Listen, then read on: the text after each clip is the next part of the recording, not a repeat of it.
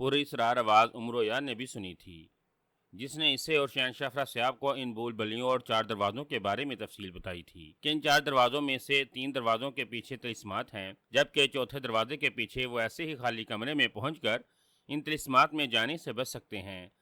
खाई में गिरने के बाद उमर यार अचानक इस कमरे से ज़ाहिर हुआ था और फिर वो खुद को 4 दरवाज़ों वाले खाली कमरे में देखकर हैरान रह गया। उमर यार भी काफ़ी देर तक इन दरवाज़ों को देखता रहा। इसने दरवाज़ों को छूकर और उनके साथ कान लगाकर दूसरी तरफ से सुनगुन लेने की कोशिश की थी, लेकिन इसे दूसरी जानिब से कोई आवाज़ सुनाई न दी थी। ऐसा लग रहा था जैसे दरवाज़ों के पीछे कमरा खाली हो और इस पर इसरार आवाज़ ने महज इससे और शहनशाह अफराज साहब को डराने के लिए 3 दरवाजे के पीछे खौफनाक तिलिस्मात होने की बात की थी। मुझे इनमें से कौन सा दरवाज़ा खोलना चाहिए? उमर यार कमरे के बीचों बीच खड़ा बार बार इन दरवाज़ों को देख कर सोच रहा था, लेकिन इसकी समझ में कुछ न आ रहा था। वो काफ़ी देर तक तजब्बुब के आलम में खड़ा रहा। फिर इसने सर झटका और फिर जनूबी दरवाजे की तरफ बढ़ाया। मुझे ये दरवाज़ा खोलना चाहिए, फिर जो होगा देखा जाएगा, उमर यार ने कहा, और फिर इसने दरवाजे का कुंडा पकड़ा। दिल ही दिल में अल्लाह का नाम लिया और फिर इसने झटके से दरवाज़ा खोल दिया। इसने दरवाजे के पीछे छुप कर सर बाहर निकाला और फिर वो दूसरे कमरे में झांकने लगा। दूसरी तरफ तारीकी थी और अंदर खामोशी छाई हुई थी। शायद ये कमरा खाली है, उमर यार ने कहा, और फिर वो दरवाजे की ओर से निकल आया। दरवाजे की ओर से निकलकर वो जैसे कमरे के सामने आया, इसी लम्हे इसके मुंह से चीख निकली और वो उछल कर कमरे में जा गिरा। इसे यूं महसूस हुआ था जैसे किसी ने अकब से इसे पूरी कुव्वत से इस कमरे में धक्का दे दिया हो। वो हवा में उछल कर मुंह के बल कमरे में गिरा था। अगर इसने बर वक़्त दोनों हाथ आगे न कर दिए होते तो ठोस ज़मीन से टकरा कर यकीनन इसके चेहरे का बुर्ता बन जाता। वो जैसे इस कमरे में गिरा, इसके पीछे का कमरे का दरवाज़ा खुद ब खुद बंद होता चला गया। उमर यार चंद लम्हे वहाँ पड़ा रहा और तारीकी में आंखें फाड़ फाड़ कर देखता रहा, लेकिन कमरे में इस कदर खामोशी थी, अगर वहाँ कोई चींटी भी रेंगती तो इससे इसके रेंगने की आवाज़ भी सुनाई देती।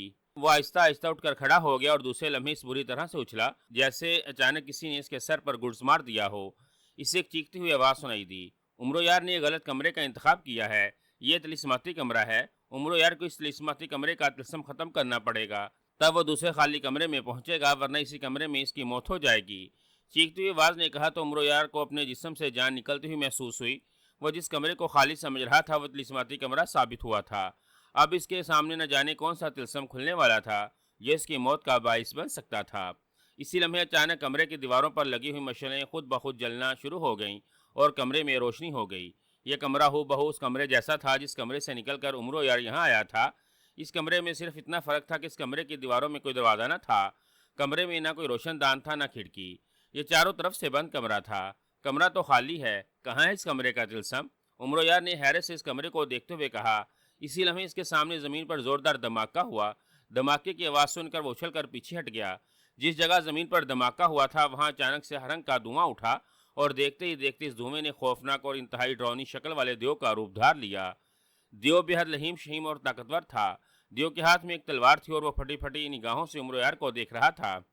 देव का रंग इंतहाई स्याह था। इसने जेर हिस्से पर सुर्ख रंग का जांगिया पहना हुआ था और उसके हाथों और पैरों में सोने के मोटे मोटे कड़े दिखाई दे रहे थे। उमरो यारी इस तिलिस्माती कमरे का काला देव है, तुम्हें इसका मुकाबला करके इसे हलाक करना है। जब तक तुम इसे हलाक नहीं करोगे तुम इस कमरे से बाहर नहीं निकल सकोगे। अचानक वही चीखती हुई आवाज़ सुनाई दी। तो तुम हो वो आदमजात जो मुझसे मुकाबला करने आए हो? काले देव ने उमर यार की जानिब हकारत भरी नज़रों से देखते हुए कहा, मैं आया नहीं, ज़बरदस्ती यहाँ भेजा गया हूँ। उमरू ने बेखौफी से कहा। इसने चूंकि साबका तिलस्म में सरदार अमीर हमजा का बताया हो इसमें असम पड़ रखा था, इसलिए इसके दिल से सारा खौफ ज़ाहिल हो चुका था। यही वजह थी कि इस कदर भयानक और डौनी शक्ल वाले ताकतवर देव को देखकर वो ज़रा बराबर खौफजदा नहीं हुआ था।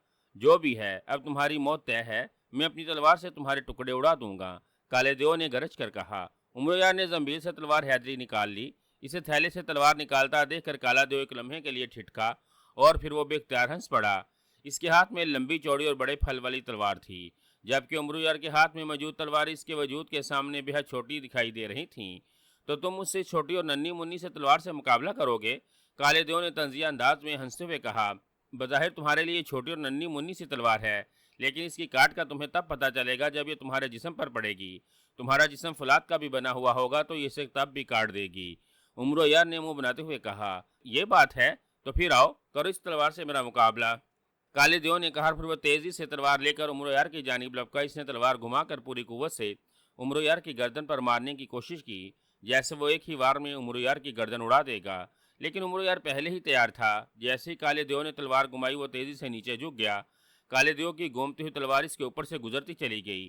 چونکہ کالے دیو کی تلوار بڑی اور انتہائی بھاری تھی اور اس نے تلوار پوری قوت سے گھما کر عمر یار کی گردن پر مارنے کی کوشش کی تھی، اس لیے جیسے اس کا وار خطا ہوا وہ تلوار کے ساتھ ہی خود بھی دوسری طرف گھوم گیا۔ عمر یار کے لیے موقع اچھا تھا، وہ سیدھا ہوا اور چھلانگ لگا کر کالے دیو کے پیروں کے پاس آ گیا۔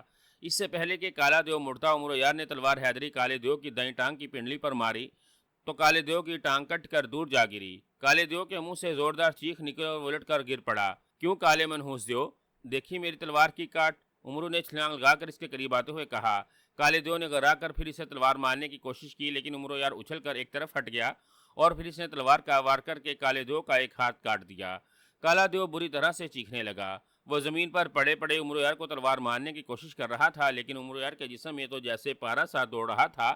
وہ نہ صرف کالے دیو کی تلوار سے بچنے کے لیے اچھل کود کر رہا تھا، بلکہ موقع ملتے ہی تلوار حیدری سے کالے دیو کے جسم کا کوئی نہ کوئی حصہ کاٹ دیتا تھا۔ کالے دیو کے منہ سے نکلنے والی دردناک چیخیں بے حد تیز ہو گئی تھیں۔ پھر عمرو یار کو جیسے ہی موقع ملا اس نے تلوار حیدری کالے دیو کی گردن پر ماری اور کالے دیو کی گردن اس کے دھڑ سے الگ ہو کر دور جا گری۔ جیسے ہی کالے دیو کی گردن کٹی، اس کی کٹی ہوئی گردن سے خون فوارے کی طرح اچھلنے لگا اور وہ بری طرح سے تڑپنے لگا اور پھر چند ہی لمحوں میں تڑپ تڑپ کر ہلاک ہو گیا۔ خس کم جہاں پاک، عمرو یار نے ایک طویل سانس لیتے ہوئے کہا۔ اسی لمحے تیز درناٹے دار آواز سنائی دی تو عمرو یار چونک پڑا۔ اس نے فوراً تلوار سیدھی کر لی، جیسے اسے خطرہ ہو کہ اس دیو کے ہلاک ہوتے ہی وہاں دوسرا دیو آ جائے گا، لیکن پھر یہ دیکھ کر اس کے چہرے پر اطمینان آ گیا کہ وہاں کوئی اور دیو نمودار نہ ہوا تھا، بلکہ شمالی دیوار میں ایک دروازہ نمودار ہو گیا تھا۔ یہ دروازہ کھلا ہوا تھا، اس دروازے کی دوسری طرف خالی کمرہ دکھائی دے رہا تھا۔ عمرو یار نے بھول بلیوں کا طلسمات کا پہلا طلسم ختم کر لیا ہے۔ اب عمرو یار کو پھر خالی کمرے میں بھیجا جاتا ہے۔ اس کمرے میں جا کر عمرو یار کو پھر سے فیصلہ کرنا پڑے گا کہ کمرے میں موجود چاروں دروازوں میں سے کون سا دروازہ کھولنا ہے۔ اچانک چیختی ہوئی آواز سنائی دی اور پھر ہر طرف خاموشی چھا گئی۔ عمرو یار نے ایک طویل سانس لیا اور پھر وہ کمرے کے دروازے کی طرف بڑھ گیا۔ دروازہ کھلتے شہنشاہ افراسیاب چونک پڑا۔ اس نے کمرے میں جھانک کر دیکھا، کمرہ خالی تھا۔ یہ کیا؟ یہ کمرہ تو خالی ہے، شاید میں نے ٹھیک دروازہ کھولا ہے، شہنشاہ افراسیاب نے مسرت بھرے لہجے میں کہا اور تیزی سے دروازے کی طرف بڑھا۔ جیسے ہی وہ دروازے کے قریب آئے، اس سے پیچھے سے کسی نے زور سے دھکا دیا تو شہنشاہ افراسیاب کے منہ سے چیخ نکلی اور وہ دوڑتے ہوئے انداز میں کمرے میں داخل ہو گیا۔ اس سے پہلے کہ وہ آگے جا کر گر جاتا، اس نے فوراً خود کو سنبھال لیا۔ اس نے غصے سے مڑ کر پیچھے دیکھا کہ اسے دھکا دینے والا کون ہے، لیکن اسے وہاں کوئی دکھائی نہ دیا۔ البتہ یہ دیکھ کر وہ چونک پڑا کہ کمرے کا دروازہ خود بخود بند ہو گیا تھا۔ کمرے میں اندھیرا تھا، لیکن ابھی شہنشاہ افراسیاب اندھیرے میں دیکھ ہی رہا تھا کہ اچانک کمرے میں روشنی ہوتی چلی گئی۔ یہ روشنی کمرے کی دیواروں پر لگی ہوئی مشلیں جلنے سے ہوئی تھی۔ ہر دیوار پر ایک ایک مشل تھی جو روشن ہو گئی تھی۔ روشنی ہوتا دیکھ کر شہنشاہ افراسیاب نے دیواروں کی طرف دیکھا اور پھر یہ دیکھ کر اس نے بے اختیار ہونٹ بھینچ لیے کہ کمرے کی دیواروں پر کوئی دروازہ نہ تھا، ساری دیواریں سپاٹ تھیں۔ یہ کیا؟ یہاں تو کوئی دروازہ نہیں، جبکہ پوری اسرار آواز نے کہا تھا اگر میں خالی کمرے میں گیا تو وہاں بھی 4 دروازے ہی ہوں گے۔ شہنشاہ افراسیاب نے بڑبڑاتے ہوئے کہا۔ شہنشاہ افراسیاب، اچانک وہی پوری اسرار آواز گونجی تو شہنشاہ افراسیاب اس کی طرف متوجہ ہو گیا۔ شہنشاہ افراسیاب، تم نے غلط کمرے کا دروازہ کھولا ہے، یہ طلسماتی کمرہ ہے، اب تمہیں اس طلسماتی کمرے سے نکلنے کے لیے ایک طلسم کو پار کرنا ہوگا، چیختی ہوئی پر اسرار آواز نے کہا تو شہنشاہ افراسیاب کا رنگ فک ہو گیا۔ او تو کیا مجھ سے غلطی ہو گئی ہے، میں غلط کمرے میں آ گیا ہوں، شہنشاہ افراسیاب نے ہونٹ بھینچتے ہوئے کہا۔ اسی لمحے اچانک اسے تیز گرہٹوں کی آوازیں سنائی دی تو وہ چونک پڑا۔ اس نے پلٹ کر دیکھا اور پھر یہ دیکھ کر اس کے چہرے پر خوف اود کر آیا کہ اس کے عقب میں 4 بڑے بڑے اور انتہائی خوفناک بھیڑیے کھڑے تھے۔ بھیڑیے عام جنگلی بھیڑیوں سے کہیں زیادہ بڑے اور طاقتور تھے۔ ان کی آنکھیں سرخ تھیں، ان کے جبڑے کھلے ہوئے تھے جن سے ان کے لمبے اور نوکیلے دانت صاف دکھائی دے رہے تھے۔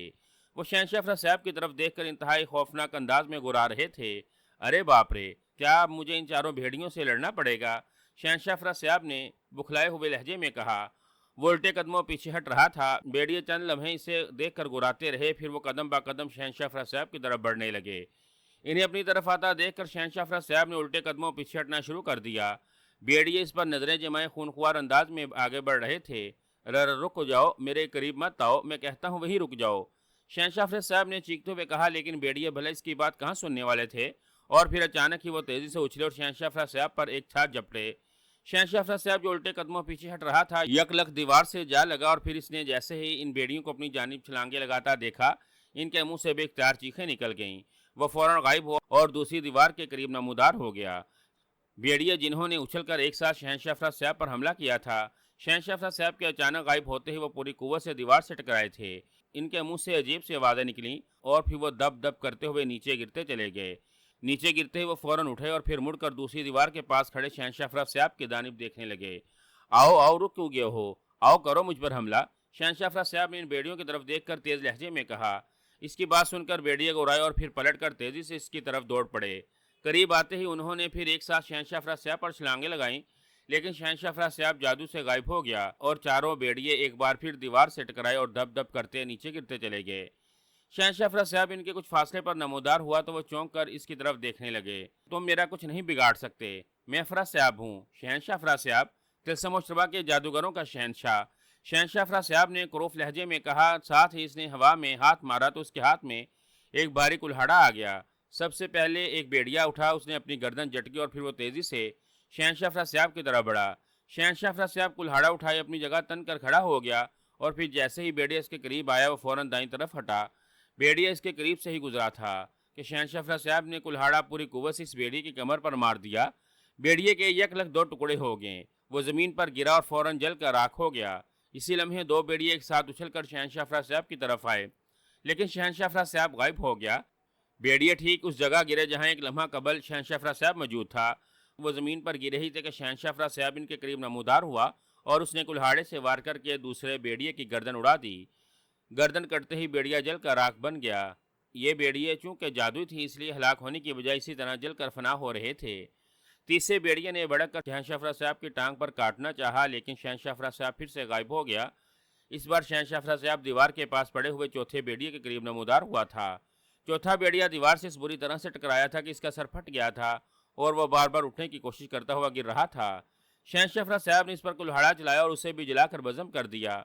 तीसरा बेड़िया अब गराता हुआ शहंशाह अफरा साहब की तरफ बढ़ रहा था। इसकी आंखों की सुर्खी बढ़ गई थी।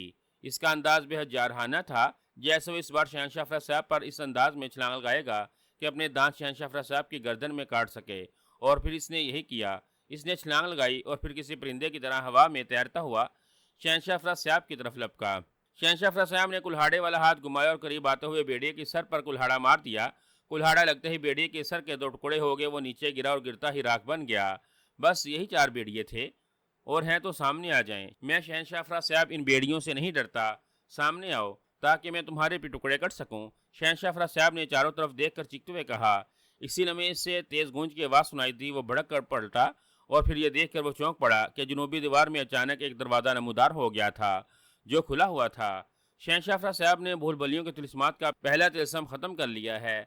अब शहंशाह अफरा साहब को फिर खाली कमरे में भेजा जाता है।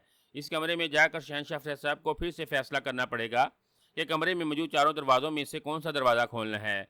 अचानक एक चीखती हुई आवाज़ सुनाई दी और हर तरफ खामोशी छा गई। तो शहंशाह अफरा साहब ने एक तवील सांस लिया और फिर वो कुल्हाड़ा कांधे पर रख कर तेज से कदम उठाता हुआ दूसरे कमरे में पहुंच गया। ये कमरा भी पहले कमरे जैसा था, जिसकी दीवारों पर मशालें जल रही थीं और हर दीवार में एक दरवाज़ा दिखाई दे रहा था। अब मुझे सोच समझ कर और खूब देखभाल कर कमरे का दरवाज़ा खोलना है ताकि मैं फिर ऐसे ही कमरे में पहुंच सकूं, ना कि किसी और तिलिस्माती कमरे में पहुंच जाऊं। शहंशाह अफरा साहब ने बड़बड़ाते हुए कहा। वो एक एक दरवाजे के पास गया और उसने इन दरवाज़ों को गौर से देखा। इसने कान लगाकर सुनगुन लेने की कोशिश की, लेकिन इन कमरों में भी खामोशी थी। शहंशाह अफरा साहब ने इन पर झुर्रियाँ तलाश करने की कोशिश की ताकि वो दूसरे कमरे में झांक कर देख सके, लेकिन दरवाजे सपाट थे, इनमें कोई झुर्री न थी। ओ नहीं, ऐसे कुछ नहीं पता चलेगा कि किस कमरे में क्या है। मुझे हर बार रिस्क लेना ही पड़ेगा। अब ये मेरी किस्मत है कि कमरे का दरवाज़ा मुझे फिर किसी तिलस्म में पहुंचाता है या फिर ऐसे ही कमरे में, शहंशाह अफरा साहब ने कहा। और फिर इसने आगे बढ़कर मशरकी दीवार का दरवाज़ा खोल लिया। दरवाज़ा खुलते ही इसे फिर से झटका लगा और वो उड़ता हुआ दूसरी तरफ कमरे के वस्त में जा गिरा। कमरे में अंधेरा था। शहंशाह अफरा साहब गिरते ही तेज़ी से उठा और चारों तरफ देखने लगा। इसी लम्हे कमरे की दीवारों पर लगी हुई मशलें रोशन हो गई और यह देखकर शहंशाह अफरा साहब एक तवील सांस लेकर रह गया कि वो फिर से तिलिस्माती कमरे में पहुंच गया है, क्योंकि इस कमरे में भी कोई दरवाज़ा न था। शहंशाह अफरा साहब ने फिर गलत कमरे का इंतखाब किया है। ये तिलिस्माती कमरा है। शहंशाह अफरा साहब को इस तिलिस्माती कमरे का तिलस्म भी ख़त्म करना पड़ेगा, तब वो दूसरे खाली कमरे में पहुंचेगा, वरना इसी कमरे में इसकी मौत हो जाएगी। चीखती हुई आवाज़ ने कहा। अब यहाँ कौन सा तिलस्म है? मुझे किसका मुकाबला करना है? शहंशाह अफरा साहब ने बड़बड़ाते हुए कहा। वो कुल्हाड़ा हाथ में लिए घूम घूम कर चारों तरफ देख रहा था। इसका ख्याल था कि शायद कमरे में फिर से खूनख्वार दरिंदे नमूदार होंगे اور اسے ان درندوں سے مقابلہ کرنا پڑے گا، لیکن اس بار ایسا نہ ہوا۔ کیا معاملہ ہے؟ کوئی درندہ نمودار کیوں نہیں ہو رہا؟ شہنشاہ افراسیاب نے حیرت بھرے لہجے میں کہا، لیکن دوسرے لمحے وہ بری طرح سے چونک پڑا۔ اسے اچانک تیز گرمی کا احساس ہونے لگا تھا۔ اس کی نظریں کمرے کی زمین، دیواروں اور چھت پر پڑی جو سیاہ رنگ کی تھیں، لیکن اب ان کا رنگ سرخ ہونا شروع ہو گیا تھا۔ شہنشاہ افراسیاب، یہ دہکتا ہوا کمرہ ہے۔ اس کمرے کی دہکتی آگ سے تم نے خود کو بچانا ہے اور اس کمرے کو ٹھنڈا کرنا ہے، ورنہ تم اس کمرے میں جل کر بھسم ہو جاؤ گے۔ چیختی ہوئی پر اسرار آواز سنائی دی تو شہنشاہ افراسیاب بکھلا گیا۔ اس نے کلہاڑا ہوا میں اچھالا تو کلہاڑا فوراً غائب ہو گیا۔ کمرے کی زمین، چھت اور دیواریں تیزی سے سرخ ہوتی جا رہی تھیں۔ تھوڑی دیر میں کمرہ کسی تندور کی طرح دہکنے لگا تھا۔ شہنشاہ افراسیاب کے پیر جلنا شروع ہو گئے تو وہ پاگلوں سے انداز میں اچھل کود کرنے لگا۔ ارے ارے، میں جل رہا ہوں، بچاؤ مجھے بچاؤ، شہنشاہ افراسیاب نے بری طرح سے ناچتے ہوئے کہا۔ اس نے فوراً ایک منتر پڑھا اور پھر اس کے پیر زمین سے اٹھتے چلے گئے۔ وہ کمرے کے وسط میں معلق ہو گیا۔ ہوا میں معلق ہونے کی وجہ سے اس کے پیر تو سرخ ہوتی ہوئی زمین سے جلنے سے بچ گئے تھے، لیکن کمرے کی ہر چیز آگ کی طرح سرخ ہو گئی تھی، اور کمرہ اس قدر گرم ہو گیا تھا کہ شہنشاہ افراسیاب کو اپنا جسم حقیقت میں جھلستا ہوا محسوس ہونے لگا، اور اس کے منہ سے نہ چاہتے ہوئے بھی انتہائی اذیت بھری چیخیں نکلنے لگیں۔ عمر کو معلوم تھا کہ ان دروازوں کے پیچھے نہیں جھانکا جا سکتا اور نہ ہی دوسرے کمروں کی کوئی آواز آ سکتی ہے۔ اس نے اپنے ہی طور پر فیصلہ کرنا تھا کہ وہ کس کمرے کا دروازہ کھولے اور بغیر کسی طلسماتی کمرے میں گھسے ایسے ہی 4 دروازے والے کمرے میں پہنچ جائے۔ وہ پہلے مشرقی دیوار کے دروازے کی طرف بڑھا، لیکن پھر کچھ سوچ کر وہ مغربی دیوار کے دروازے کے پاس آ گیا۔ اس نے ایک بار پھر اللہ کا نام لے کر دروازے کا کنڈا پکڑا اور دروازہ کھول دیا۔ دروازہ کھولتے ہی اسے دھکا لگا اور وہ کھلے ہوئے دروازے سے دوسرے کمرے میں پہنچ گیا۔ اس کے کمرے میں آتے ہی اس کے پیچھے سے دروازہ بند ہو گیا۔ باپ رے، پھر طلسماتی کمرہ! عمر نے کمرے کی سپاٹ دیواریں دیکھ کر ایک طویل سانس لیتے ہوئے کہا۔ اگر یہ طلسماتی کمرہ نہ ہوتا تو یقیناً وہاں دیواروں میں 4 دروازے ہوتے اور عمر بغیر کسی طلسماتی کمرے میں گھسے بھول بھلیوں کے ایک طلسم کا ایک کمرہ پار کر جاتا، لیکن اس بار بھی اسے غلطی ہو گئی۔ وہ پھر طلسماتی کمرے میں آ گیا تھا۔ کمرے میں آتے ہی دیواروں پر لگی مشعلیں جل اٹھی تھیں، اسی لیے عمر کو سپاٹ دیواریں دکھائی دے رہی تھیں۔ عمر نے پھر سے غلط کمرے کا انتخاب کیا ہے، یہ طلسماتی کمرہ ہے۔ عمر کو اس طلسماتی کمرے کا طلسم بھی ختم کرنا پڑے گا، تب وہ دوسرے خالی کمرے میں پہنچے گا، ورنہ اسی کمرے میں اس کی موت ہو جائے گی۔ تلوار حیدری ابھی تک عمر کے ہاتھ میں تھی۔ وہ چاروں طرف دیکھ رہا تھا۔ ابھی چند لمحے گزرے ہوں گے کہ اچانک کمرے کی چھت میں ایک بڑا سا سوراخ بنا اور دوسرے لمحے عمر کو تیز چڑچڑاہٹوں کی آوازیں سنائی دیں۔ عمر ابھی دیکھ ہی رہا تھا کہ چھت میں ہونے والے سوراخوں سے بڑی بڑی چمگادڑیں نکل نکل کر باہر آ رہی ہیں۔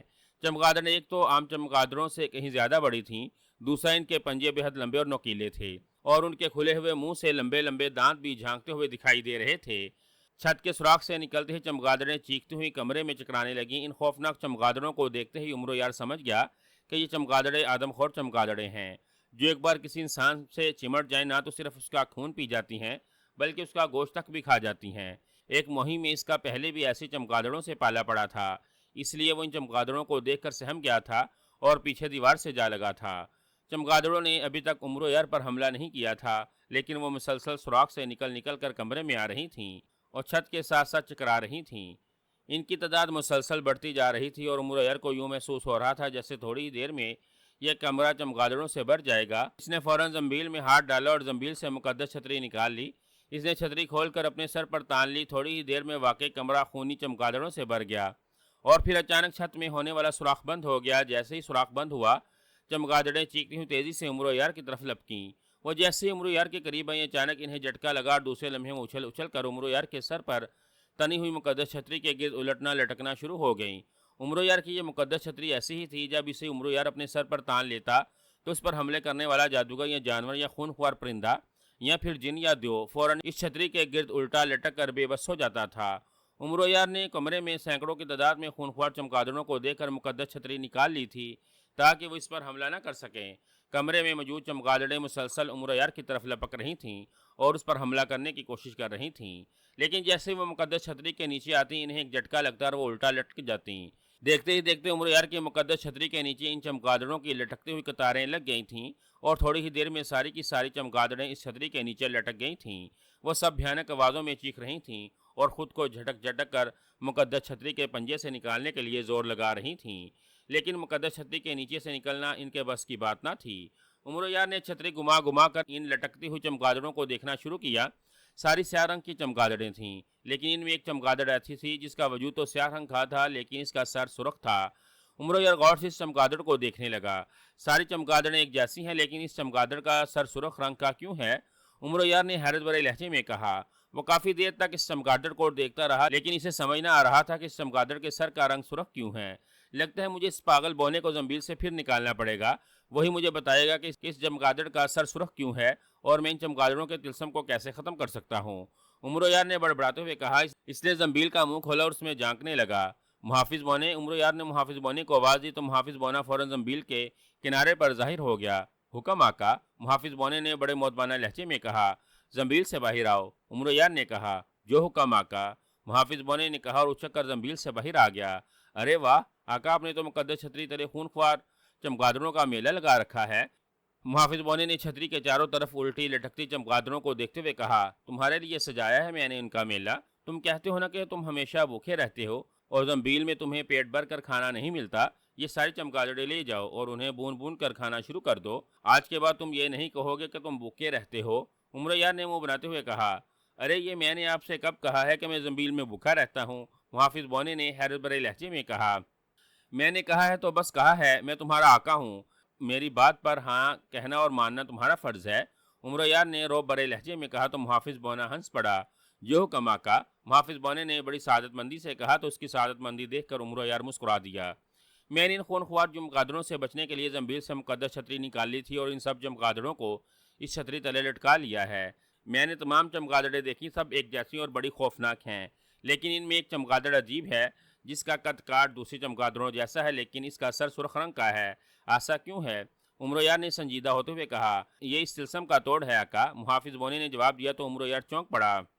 तिलस्म का तोड़ क्या मतलब? उमर यार ने चौंकते हुए कहा। इस तिलस्म में आपको इन चमगादड़ों से बचने के लिए इस सुर्ख सर वाली चमगादड़ को ढूंढना था और उसे हलाक करना था। इस चमगादड़ को हलाक करके ही आप इस तिलस्म से जिंदा बच कर निकल सकते थे, लेकिन चूंकि ये सैकड़ों की तादाद में हैं, इसीलिए ये एक साथ आप पर हमला करती तो ये वाकई आपको कच्चा चबा जाती और आपको निकलने का मौका ना देती और आपको इनमें से सुर्ख रंग की चमगादड़ को ढूंढना नामुमकिन हो जाता। यह आपकी अक्लमंदी है कि चमगादड़ों से बचने के लिए आपने पहले ही सर पर मुकद्दस छतरी तान ली थी। मुहाफिज बोने ने जवाब देते हुए कहा। क्यों ना करता अक्लमंदी, अक्लमंद उमर यार जो हूँ। उमर यार ने सीना तान कर कहा तो मुहाफिज बोना हंस पड़ा। हाँ आका, आप वाकई अक्लमंद हैं, मुहाफिज बोने ने कहा।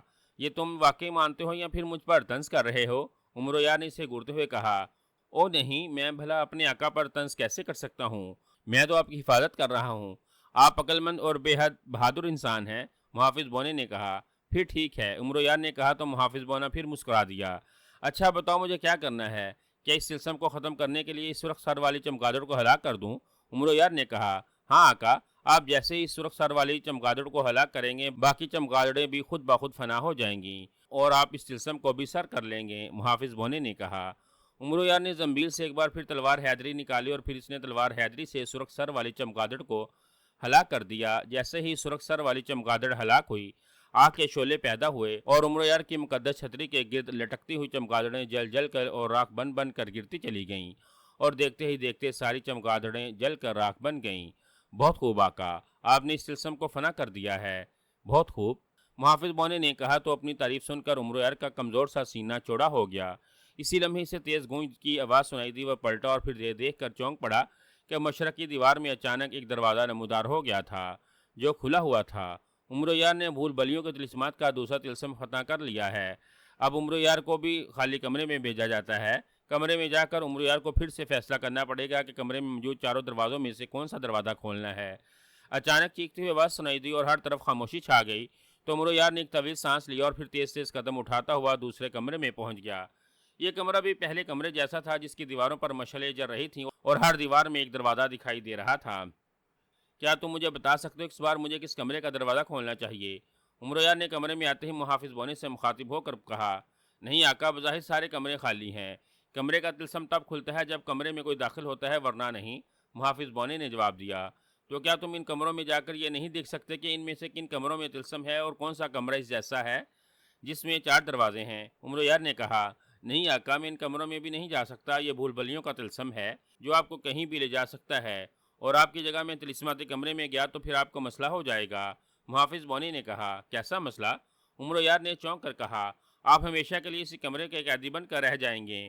یہ قید آپ کو اس وقت تک گزارنی پڑے گی جب تک کوئی اور ان سامری طلسمات میں داخل ہو کر نئے سرے سے سارے طلسمات طے کرتا ہوا یہاں تک نہ پہنچ جائے، اور اس میں ظاہر ہے صدیاں لگ سکتی ہیں، اور کوئی انسان صدیوں تک زندہ نہیں رہ سکتا۔ محافظ بونے نے کہا تو عمر یار ایک طویل سانس لے کر رہ گیا۔ چلو ٹھیک ہے، اگر اندازے سے ہی کام کرنا ہے تو اس بار تم اندازہ لگاؤ، مجھے شمالی دیوار کا دروازہ کھولنا چاہیے یا جنوبی یا پھر مشرقی یا مغربی دیوار کا دروازہ؟ عمر یار نے کہا، یہ فیصلہ آپ خود کریں گے آقا، اگر میرا اندازہ غلط ہو گیا تو آپ نے میرے ہی سر پر جوتیاں مارنی ہیں، اور آپ جانتے ہیں کہ میرا سر آپ کے سر سے کس قدر کمزور ہے، میں تو آپ کی ایک جوتی کی مار بھی نہ سہ پاؤں گا اور اللہ کو پیارا ہو جاؤں گا۔ محافظ بونے نے معصومیت سے کہا تو عمر یار اس کی بات سن کر ہنس پڑا۔ ٹھیک ہے، تو پھر اس بار مشرقی دروازہ کھولتا ہوں، جو ہوگا دیکھا جائے گا، عمر یار نے کہا اور مشرقی دیوار کی طرف بڑھ گیا۔ اس نے کنڈا پکڑا اور پھر ایک جھٹکے سے دروازہ کھول لیا۔ دروازہ کھلتے ہی اسے پہلے کی طرح دھکا لگا اور وہ لڑکھڑاتے ہوئے انداز میں کمرے میں پہنچ گیا۔ اس نے بمشکل خود کو گرنے سے سنبھالا تھا۔ یہ کون بدتمیز ہے جو دروازہ کھلتے ہی مجھے اس طرح اندر دھکیل دیتا ہے؟ عمر یار نے منہ بناتے ہوئے کہا، یہاں سامری جادوگر کی شیطانی طاقتیں ہیں آقا، وہی ایسا کرتی ہیں تاکہ آپ اس کمرے سے نکل کر دوسرے کسی کمرے کی طرف نہ جا سکیں۔ محافظ بونے نے کہا، کمرے میں اندھیرا ہے، دروازہ بھی بند ہو گیا ہے، یہ مشعلیں کیوں نہیں جلیں اب تک؟ پتہ تو چلے کہ میں نے صحیح کمرہ منتخب کیا یا پھر نئے طلسماتی کمرے میں آ گیا ہوں۔ عمر یار نے آنکھیں پھاڑتے ہوئے کہا۔ عمر یار نے اس بار عقل مندی کا مظاہرہ کیا ہے۔ اس بار عمر یار نے طلسماتی کمرہ نہیں بلکہ اگلے طلسم میں جانے والے کمرے کا دروازہ کھولا ہے، اس لیے عمر یار کو تیسرے کمرے کے طلسم کا فاتح قرار دیا جاتا ہے۔ چیختی ہوئی آواز نے کہا تو عمر یار مسرت بھرے انداز میں اچھل پڑا۔ اسی لمحے دیواروں پر مشعلیں روشن ہوئیں اور یہ دیکھ کر عمر یار کا دل بلبیوں اچھل پڑا کہ اس کمرے کی چاروں دیواروں میں دروازے موجود تھے۔ شہنشاہ افرا صاحب کو اپنا جسم بری طرح سے جلتا ہوا محسوس ہو رہا تھا۔ کمرے کی سرخی بڑھتی جا رہی تھی اور اس کے ساتھ حدت میں اضافہ ہو گیا تھا۔ شہنشاہ افرا صاحب کے جسم پر ذرا بختر تھا جو تیزی سے سرخ ہونا شروع ہو گیا تھا، جس سے اسے اپنے جسم میں آگ بھڑکتی ہوئی محسوس ہونے لگی، اس لیے وہ باختیار چیخنے پر مجبور ہو گیا۔ مجھے کچھ کرنا چاہیے ورنہ میں اس کمرے میں جل کر بزم ہو جاؤں گا، شہنشاہ افرا صاحب نے اپنی چیخوں پر قابو پاتے ہوئے انتہائی اذیت بھرے لہجے میں کہا۔ اس نے فوراً آنکھیں بند کی اور منہ ہی منہ میں کچھ پڑھنے لگا۔ کچھ دیر تک وہ اسی طرح پڑھتا رہا، پھر اس نے آنکھیں کھول دیں۔ اس کی آنکھیں انگاروں کی طرح سرخ ہو رہی تھیں۔ اس نے چاروں طرف دیکھا اور پھر اس نے منہ کھول کر زور زور سے پھونکیں مارنی شروع کر دیں۔ اس کے منہ سے اچانک پھونکوں کے ساتھ پانی کی تیز فواریں سی نکلی اور کمرے کی دیواروں پر پڑنے لگیں۔ دوسرے لمحے کمرے میں تیز شوں شوں کی آوازیں سنائی دینے لگیں۔ یہ ایسی آوازیں تھیں جیسے جلتی ہوئی آگ پر پانی ڈال کر اسے بجھایا جائے۔ شہنشاہ افرا صاحب کا ہوا میں معلق جسم آہستہ آہستہ چاروں جانب گھوم رہا تھا اور اس کے منہ سے نکلنے والی پانی کی تیز فواریں ہر طرف پڑ رہی تھیں اور سرخ ہونے والا کمرہ تیزی سے سیاہ ہو کر سرد ہوتا چلا جا رہا تھا۔ کچھ ہی دیر میں چھت، دیواریں اور زمین سیاہ ہو گئی اور کمرے میں موجود حدت بھی ختم ہو گئی۔ اب ہر طرف بھاپ سی اٹھتی ہوئی دکھائی دے رہی تھی۔ شہنشاہ افرا صاحب نے منہ سے جو پانی کی دھاریں نکالی تھیں وہ گرم ہو کر بھاپ میں تبدیل ہو گئی اور بھاپ ہوا میں اٹھتی ہوئی دکھائی دے رہی تھی۔ پھر وہ بھاپ بھی ختم ہو گئی اور کمرہ پہلے جیسا بن گیا، جس میں نہ کوئی دروازہ تھا، نہ کھڑکی، نہ کوئی روشن دان۔ شہنشاہ افرا صاحب نے ایک لمحہ تعقف کیا اور پھر اس نے اپنا منہ بند کیا اور آہستہ آہستہ زمین پر اترنا شروع ہو گیا۔ چند ہی لمحوں میں اس کے پیر زمین پر آ لگے اور یہ دیکھ کر اس کی خوشی کی انتہا نہ رہی کہ اب زمین گرم نہیں تھی۔ شہنشاہ افرا صاحب نے بلبلیوں کے طلسمات کا تیسرا طلسم فتح کر لیا ہے۔ اس طلسم کو کوئی جادوگر منہ سے پانی برسا کر ہی ختم کر سکتا تھا اور شہنشاہ افرا صاحب نے ایسے کیا۔ اب شہنشاہ افرا صاحب کو چوتھے خالی کمرے میں بھیجا جاتا ہے۔ اس کمرے میں جا کر شہنشاہ افرا صاحب کو پھر سے یہی فیصلہ کرنا پڑے گا کہ کمرے میں موجود چاروں دروازوں میں سے کون سا دروازہ کھولنا ہے۔ اچانک چیختی ہوئی آواز سنائی دی تو شہنشاہ افرا صاحب کے چہرے پر سکون کے تاثرات نمودار ہو گئے۔ دوسرے لمحے سامنے دیوار میں کھلا ہوا دروازہ نمودار ہوا تو شہنشاہ افرا صاحب اطمینان بھرے انداز میں اس کمرے میں چلا گیا۔ کمرے میں چاروں دیواروں پر مشعلیں روشن تھیں اور ہر دیوار میں ایک دروازہ موجود تھا۔ شہنشاہ افرا صاحب نے دروازوں کی طرف دیکھا اور پھر وہ جنوبی دیوار کی طرف بڑھ گیا اور اس بار اس نے بغیر سوچے سمجھے دروازے کا کنڈا پکڑ کر زور سے کھینچا تو دروازہ فوراً کھل گیا۔ شہنشاہ افرا صاحب رکے بغیر اس کمرے میں داخل ہو گیا۔ چونکہ وہ خود ہی تیزی سے کمرے میں داخل ہوا تھا اس لیے اس بار اسے کوئی دھکا نہ لگا تھا۔ جیسے شہنشاہ افرا صاحب کمرے میں داخل ہوا، کمرے کا دروازہ بند ہو گیا۔ کمرے میں پہلے جیسا اندھیرا تھا۔ شہنشاہ افرا صاحب نے اس بار عقل مندی کا مظاہرہ کیا ہے۔ اس بار شہنشاہ افرا صاحب نے طلسماتی کمرہ نہیں بلکہ اگلے طلسم میں جانے والے کمرے کا دروازہ کھولا ہے، اس لیے شہنشاہ افرا صاحب کو چوتھے کمرے کا طلسم کا فاتح قرار دیا جاتا ہے۔ چیختی ہوئی آواز نے کہا تو شہنشاہ افرا صاحب ایک طرح مسرت بھرے انداز میں اچھل پڑا۔ اسی لمحے دیواروں پر مشعلیں روشن ہوئیں اور یہ دیکھ کر شہنشاہ افرا صاحب خوش ہو گیا کہ اس کمرے کی چاروں دیواروں میں دروازے موجود تھے۔ اس کا مطلب ہے مجھے چوتھے طلسماتی کمرے کو سر نہیں کرنا پڑے گا، اب میں پانچویں کمرے میں جا رہا ہوں۔ शहंशाह अफरा साहब ने मुसर्रत भरे लहजे में कहा, इसने सही दरवाज़ा खोला था तो तिलिस्माती कमरे में जाने से बच गया था, इसलिए इसने सोचा कि इसे अब मगरबी दीवार का दरवाज़ा खोलना चाहिए। चुनाचा वो तेज़ी से मगरबी दरवाजे की तरफ बढ़ गया। इसने कुंडा पकड़ा और फिर एक झटके से दरवाज़ा खोल दिया, और फिर इससे पहले कि कोई इसे धक्का देकर कमरे में पहुंचाता, वो तेज़ी से कमरे में पहुंच गया। इसके कमरे में दाखिल होते ही दरवाज़ा बंद हो गया। शहंशाह अफरा साहब तारीक कमरे में आ गया। शहंशाह अफरा साहब ने 5वें तिलस्म का गलत कमरे का दरवाज़ा खोला है, ये तिलिस्माती कमरा है। शहंशाह अफरा साहब को इस तिलिस्माती कमरे का तिलस्म भी ख़त्म करना पड़ेगा, तब वो दूसरे खाली कमरे में पहुंचेगा, वरना इसी कमरे में इसकी मौत हो जाएगी। चीखती हुई आवाज़ ने कहा तो शहंशाह अफरा साहब एक तवीज़ सांस लेकर रह गया। इसी लम्हे कमरे में मशलें जल उठी तो शहंशाह अफरा साहब को चारों तरफ सपाट दीवारें दिखाई दीं। वो भूल बलियों के 5वें तिलस्म में था, जहाँ इसके आगे न जाने क्या होने वाला था। वो इंतज़ार करने लगा। फिर थोड़ी ही देर में इसने अपने इर्द गिर्द स्याह रंग की बदरूहों को नमूदार होते देखा। इन बदरूहों ने स्याह रंग के लिबादे पहने हुए थे, जिनमें इनके सर और चेहरे ढके हुए थे। बदरूहों के हाथ में तलवारें थीं और वो शहंशाह अफरा साहब के सामने कितारों की शक्ल में नमूदार हुई थीं। इन बदरूहों की तादाद 10 थी और शहंशाह अफरा साहब के सामने यूं बेचैन खड़ी थीं जैसे वो अभी हरकत में आएंगी और एक साथ शहंशाह अफरा साहब पर तलवारें लेकर पल बढ़ेंगी और उसके टुकड़े उड़ा देंगी। और फिर यही हुआ। अचानक इन 10 की 10 बदरूहों ने जोरदार चीखें मारी और तलवारें लेकर शहंशाह अफरा साहब की तरफ दौड़ पड़ी। शहंशाह अफरा साहब इन्हें इस तरह अचानक तेजी से अपनी तरफ बढ़ता देखकर बुखला गया। उम्र यार के लिए तीसरा तिलस्म खत्म हो गया था। वो चौथे कमरे में मौजूद था, जहां से इसे एक दरवाजे को खोलकर चौथे तिलस्म में दाखिल होना था, और उसके लिए वही मसला बना हुआ था कि वो कौन सा दरवाज़ा खोले। क्या सोच रहे हैं आका? मुहाफिज बोने ने उम्र यार को खामोश देखकर कहा। तुम्हारा सर। उम्र यार ने मुंह बनाकर कहा। अरे मेरे सर के बारे में क्यों कह रहे हैं?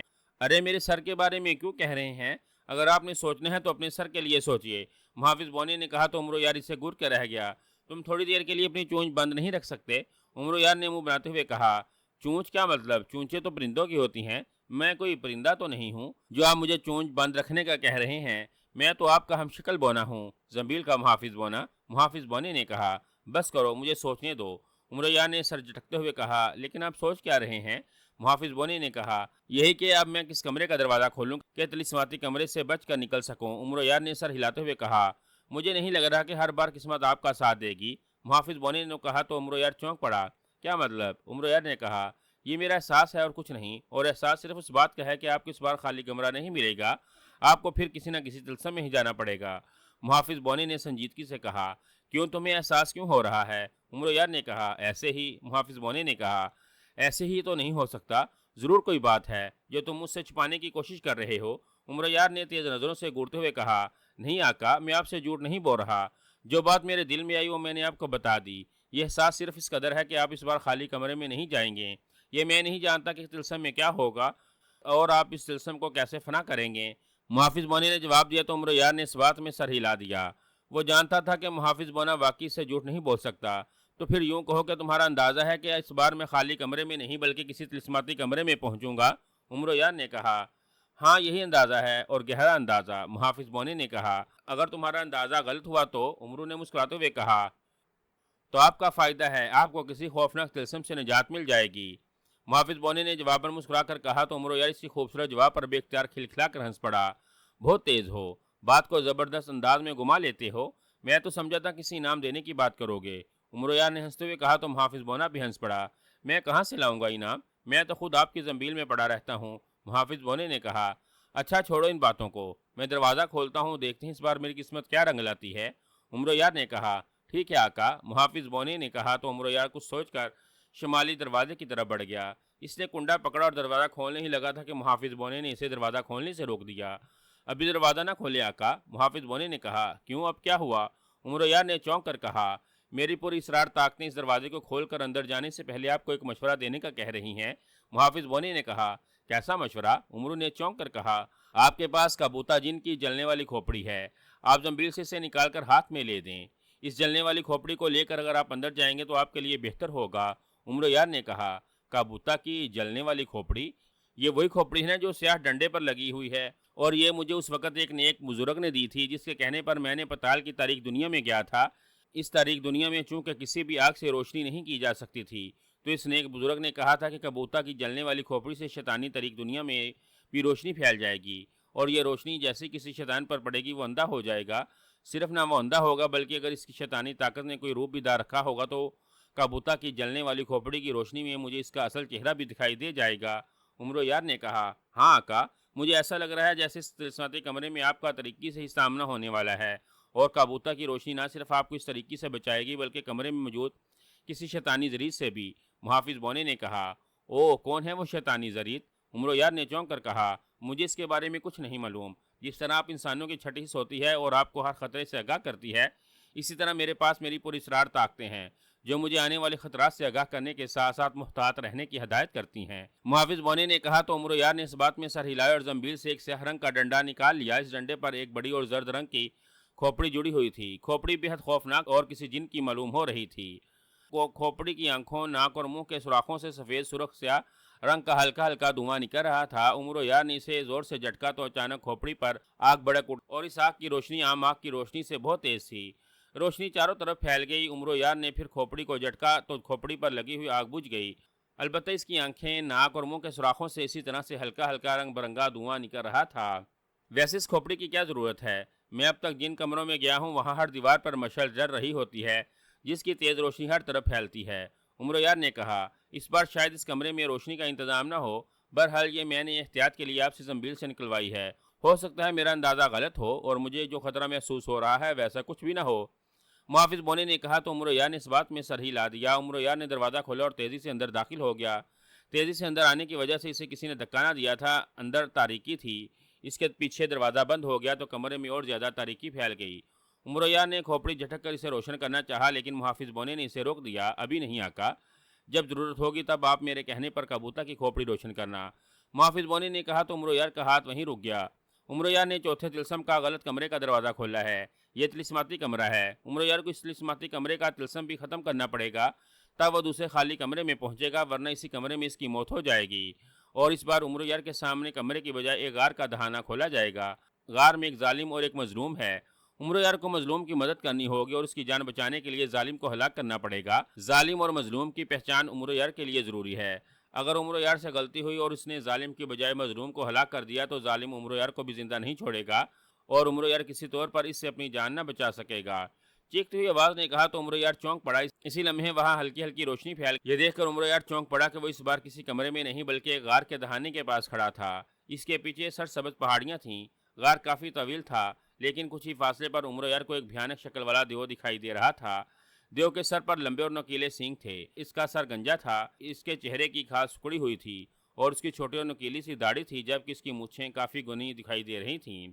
اس دیو کے کانوں میں سونے کی بالیاں تھیں جن میں ہیرے جڑے ہوئے تھے۔ دیو کے ہاتھوں کی لمبی انگلیاں تھیں جن کے ناخن چھریوں کی طرح تیز اور نوکیلے تھے۔ اس دیو کے سامنے ایک نہایت معصوم اور خوبصورت لڑکی سہمے ہوئے انداز میں پیچھے کی طرف جھکی ہوئی تھی جیسے وہ دیو کے نوکیلے اور تیز ناخنوں سے بچنے کی کوشش کر رہی ہو۔ لڑکی کے سر پر تاج تھا اور اس نے شہزادیوں جیسا زرق برق لباس پہنا ہوا تھا۔ دیو بے حد غصے میں دکھائی دے رہا تھا جیسے وہ اس خوبصورت شہزادی کی گردن دبوچ کر اسے ہلاک کرنا چاہتا ہو۔ او یہ ظالم دیو اس معصوم شہزادی کو ہلاک کرنا چاہتا ہے تو کیا مجھے اس ظالم دیو کو ہلاک کرنا ہے؟ عمر یار نے تیز لہجے میں کہا، نہیں آقا، آنکھوں دیکھیں، کچھ حال اثر حال سے مختلف ہوتا ہے۔ آپ کبوتا جن کی کھوپڑی روشن کریں، آپ کو خود ہی پتہ چل جائے گا کہ اصل ظالم کون ہے اور مظلوم کون۔ محافظ بونے کی آواز سنائی دی تو عمر یار نے ہاتھ میں پکڑے ہوئے ڈنڈے کو جھٹکا تو اچانک ابو جن کی کھوپڑی روشن ہو گئی۔ کھوپڑی کی روشنی سے پورا غار منور ہو گیا۔ جیسے ہی تیز روشنی غار میں پھیلی یہ دیکھ کر عمر یار چونک پڑا کہ وہ جس دیو کو ظالم اور جس لڑکی کو مظلوم سمجھ رہا تھا اب اس کے الٹ ہی دکھائی دے رہا تھا۔ اب دیو مظلوم دکھائی دے رہا تھا جبکہ شہزادی کی شکل انتہائی ڈراؤنی اور بھیانک چڑیل کی بن چکی تھی اور وہ نوکیلے اور لمبے ناخنوں والی انگلیوں سے دیو کی گردن دبوچ رہی تھی جیسے وہ ناخن مار کر اس دیو کی گردن ادھیڑ دینا چاہتی ہو۔ میں تمہارا خون پینا چاہتی ہوں گانگو دیو، مجھے اپنا خون پلاؤ، چڑیل خوفناک آواز میں کہہ رہی تھی اور دیو اس قدر سہما ہوا تھا کہ اس میں اتنی ہمت نہ ہو رہی تھی کہ وہ اس چڑیل سے کہیں دور بھاگ جائے۔ او تو یہ سب مجھے دھوکہ دینے کی کوشش کی تھی۔ مجھے مظلوم کو ظالم اور ظالم کو مظلوم بنا کر دکھایا جا رہا تھا۔ یہ کسی ملک کی شہزادی نہیں بلکہ چڑیل ہے۔ عمر یار نے کہا، ہاں آقا، مجھے ایسا ہی خوف محسوس ہو رہا تھا جیسے اس سلسلے میں آپ کے ساتھ کوئی دھوکہ ہونے والا ہے، اس لیے میں نے آپ کو کبوتا جن کی جلنے والی کھوپڑی کے ساتھ لے جانے کے لیے کہا تھا۔ محافظ بونے نے کہا تو عمر یار نے اس بات میں سر ہلا دیا۔ اس نے فوراً زنبیل سے خنجر ابراہیمی نکالا اور پھر اس نے خنجر کو نوک سے پکڑا اور چڑیل کا نشانہ لے کر اس پر کھینچ مارا۔ خنجر بجلی کی سی تیزی سے ہوا میں گھومتا ہوا گیا اور چڑیل کی عین گردن میں جا کر دھنس گیا۔ چڑیل کے منہ سے زوردار چیخ نکلے اور وہ اچھل کر ایک طرف گری اور بری طرح سے تڑپنے لگی۔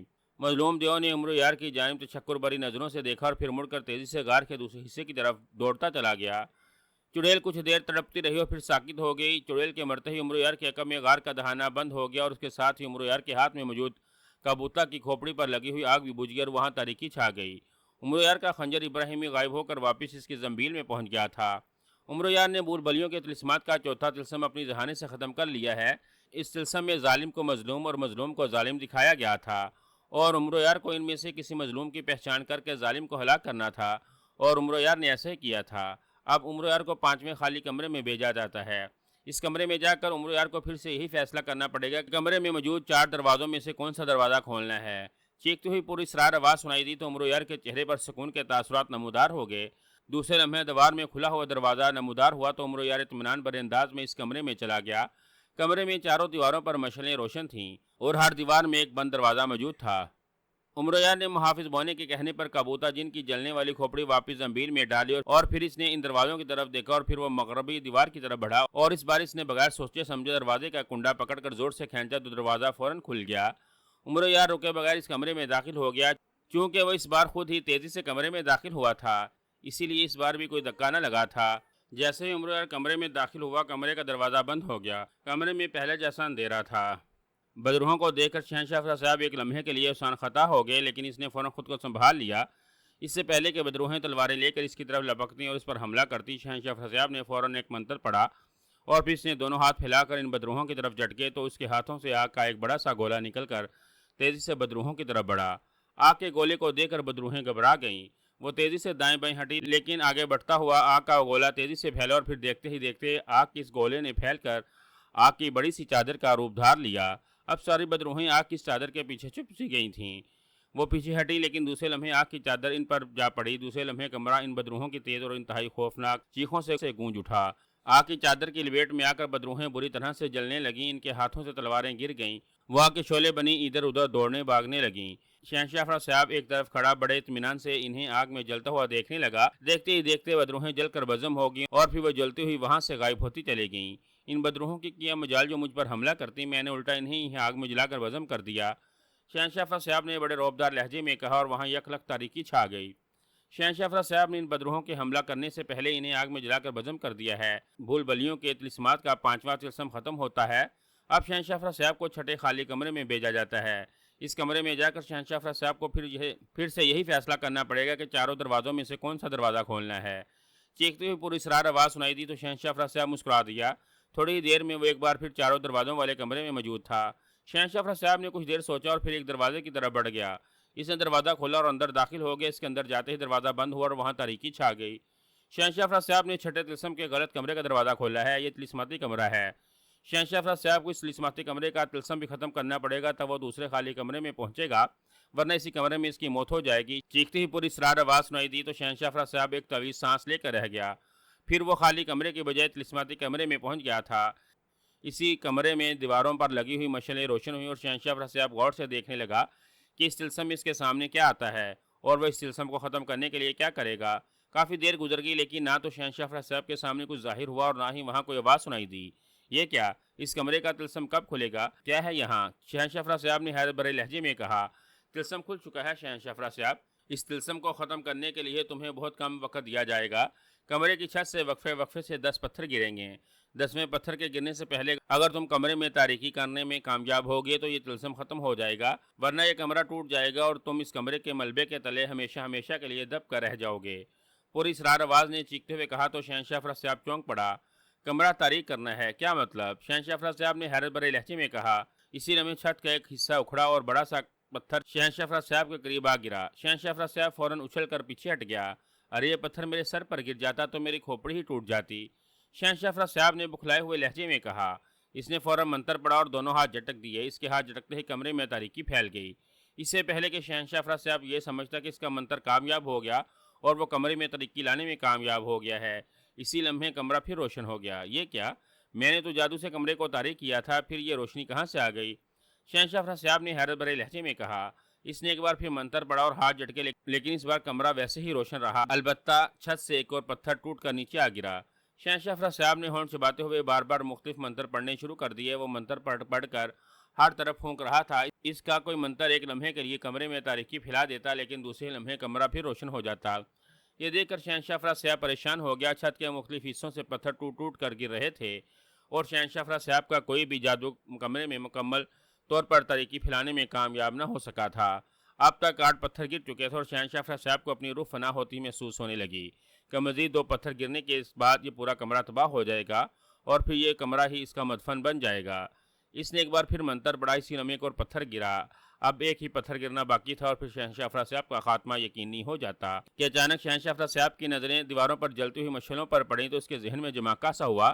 اس نے منتر پڑھ کر ایک مشعل پر پھونک ماری تو مشعل بجھ گئی۔ اس نے دوسری مشعل پر منتر پڑھ کر پھونک ماری تو وہ بھی بجھ گئی۔ اسی طرح اس نے تیسری پھر چوتھی مشعل پر منتر پڑھ کر پھونکیں ماری تو ساری مشعلیں بجھ گئیں اور کمرے میں یکلخت تاریکی چھا گئی اور شہنشاہ افراز صاحب کا دل تیزی سے دھڑکنے لگا کہ اس بار بھی روشنی نہ ہو جائے۔ لیکن جب کافی لمحے گزر گئے اور روشنی نہ ہوئی تو اس کی امید بندھ گئی۔ شہنشاہ افراز صاحب نے مشعلیں بجھا کر کمرے میں تاریکی کر دی تھی۔ یہ شہنشاہ افراز صاحب کی چھٹی کامیابی ہے۔ ان بول بلیوں کے 7 طلسمات میں سے 6 کو فنا کر دیا گیا ہے۔ اب شہنشاہ افراز صاحب کو 7ویں اور آخری کمرے میں بھیجا جاتا ہے۔ اس کمرے میں جا کر شہنشاہ افراز صاحب کو پھر سے یہی فیصلہ کرنا پڑے گا کہ کمرے میں موجود 4 دروازوں میں سے کون سا دروازہ کھولنا ہے۔ چیختی ہوئی پوری اسرار آواز سنائی دی تو شہنشاہ افراز صاحب نے سکون کا سانس لیا۔ آخری لمحات میں اسے مشعلوں کو دیکھ کر انہیں بجھانے کا خیال آ گیا تھا، ورنہ اپنے جادو کے زور سے ہی کمرہ تاریک کرنے میں لگا ہوا تھا۔ اگر اسے ذرا سی بھی دیر ہو جاتی اور چھت سے 10واں پتھر گر جاتا تو اس کے ساتھ اس کا کھیل ہمیشہ کے لیے ختم ہو جاتا، پورا کمرہ تباہ ہو جاتا اور اس کمرے میں ہمیشہ کے لیے دفن ہو جاتا۔ تھوڑی دیر میں وہ ایک بار پھر 4 دروازوں والے کمرے میں موجود تھا۔ شہنشاہ افراز صاحب نے سکون کا سانس لیا کہ وہ اب 7ویں اور آخری کمرے میں تھا۔ اب وہ خالی کمرے میں پہنچتا یا پھر کسی طلسماتی کمرے میں، اس کے بعد وہ سیدھا اس کنویں میں پہنچ جاتا جہاں سامری جادوگر کے خزانے موجود تھے۔ ان خزانوں والے کنویں میں ہی کالو جن کا شہنشاہ تاج گرا ہوا تھا، جسے حاصل کرنے کے لیے اس نے اس قدر طویل اور ناقابل یقین اور انتہائی خوفناک طلسم سر کیے تھے۔ اس نے کچھ دیر سوچا اور پھر وہ ایک دروازے کی طرف بڑھ گیا۔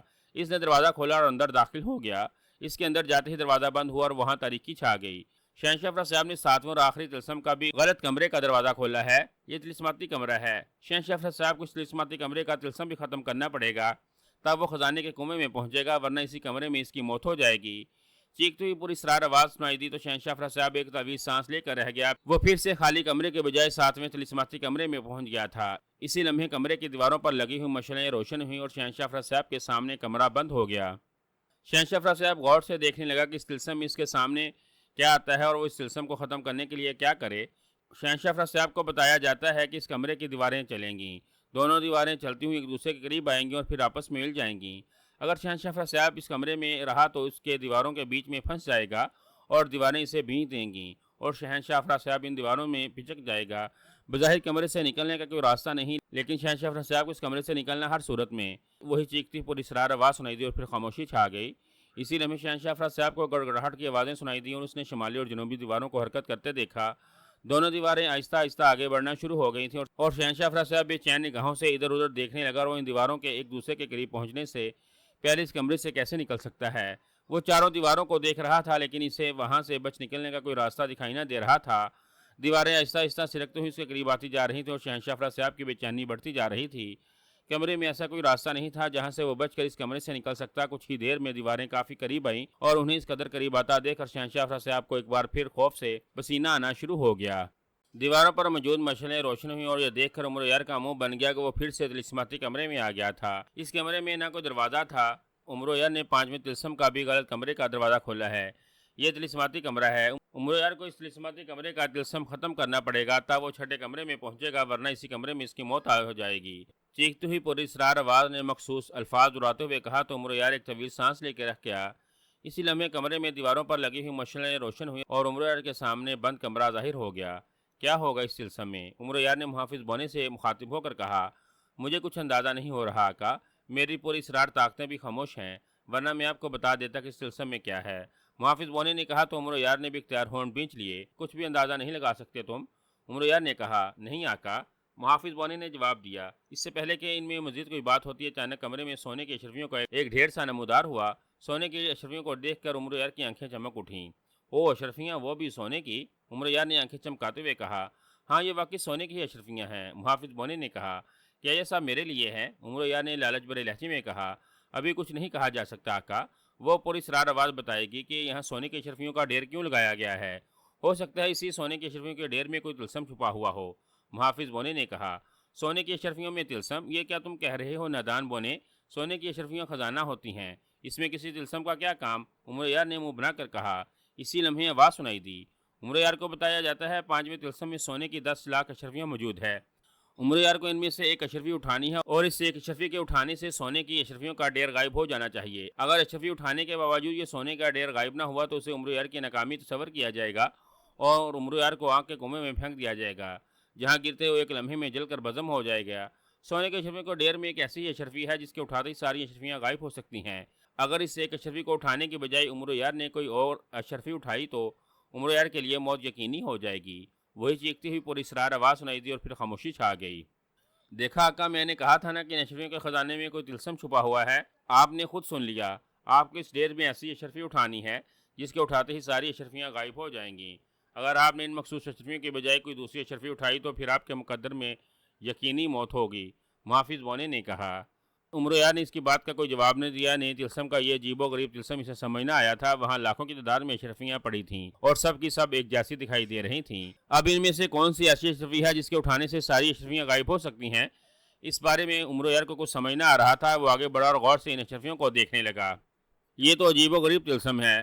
یہاں اشرفیوں کا ڈھیر ہے اور مجھے کہا گیا ہے کہ میں ان میں سے صرف ایک اشرفی اٹھانی ہے، اور وہ ایسی اشرفی جسے اٹھاتے ہی اشرفیوں کا خزانہ غائب ہو جائے گا۔ اب بھلا مجھے کیا پتا وہ خاص اشرفی کون سی ہے جسے اٹھا کر خزانہ غائب کیا جا سکتا ہے؟ اگر وہ اشرفی اس ڈھیر کے نیچے یا درمیان میں کہیں ہوئی تو، عمر یار نے حیرت بھرے لہجے میں کہا۔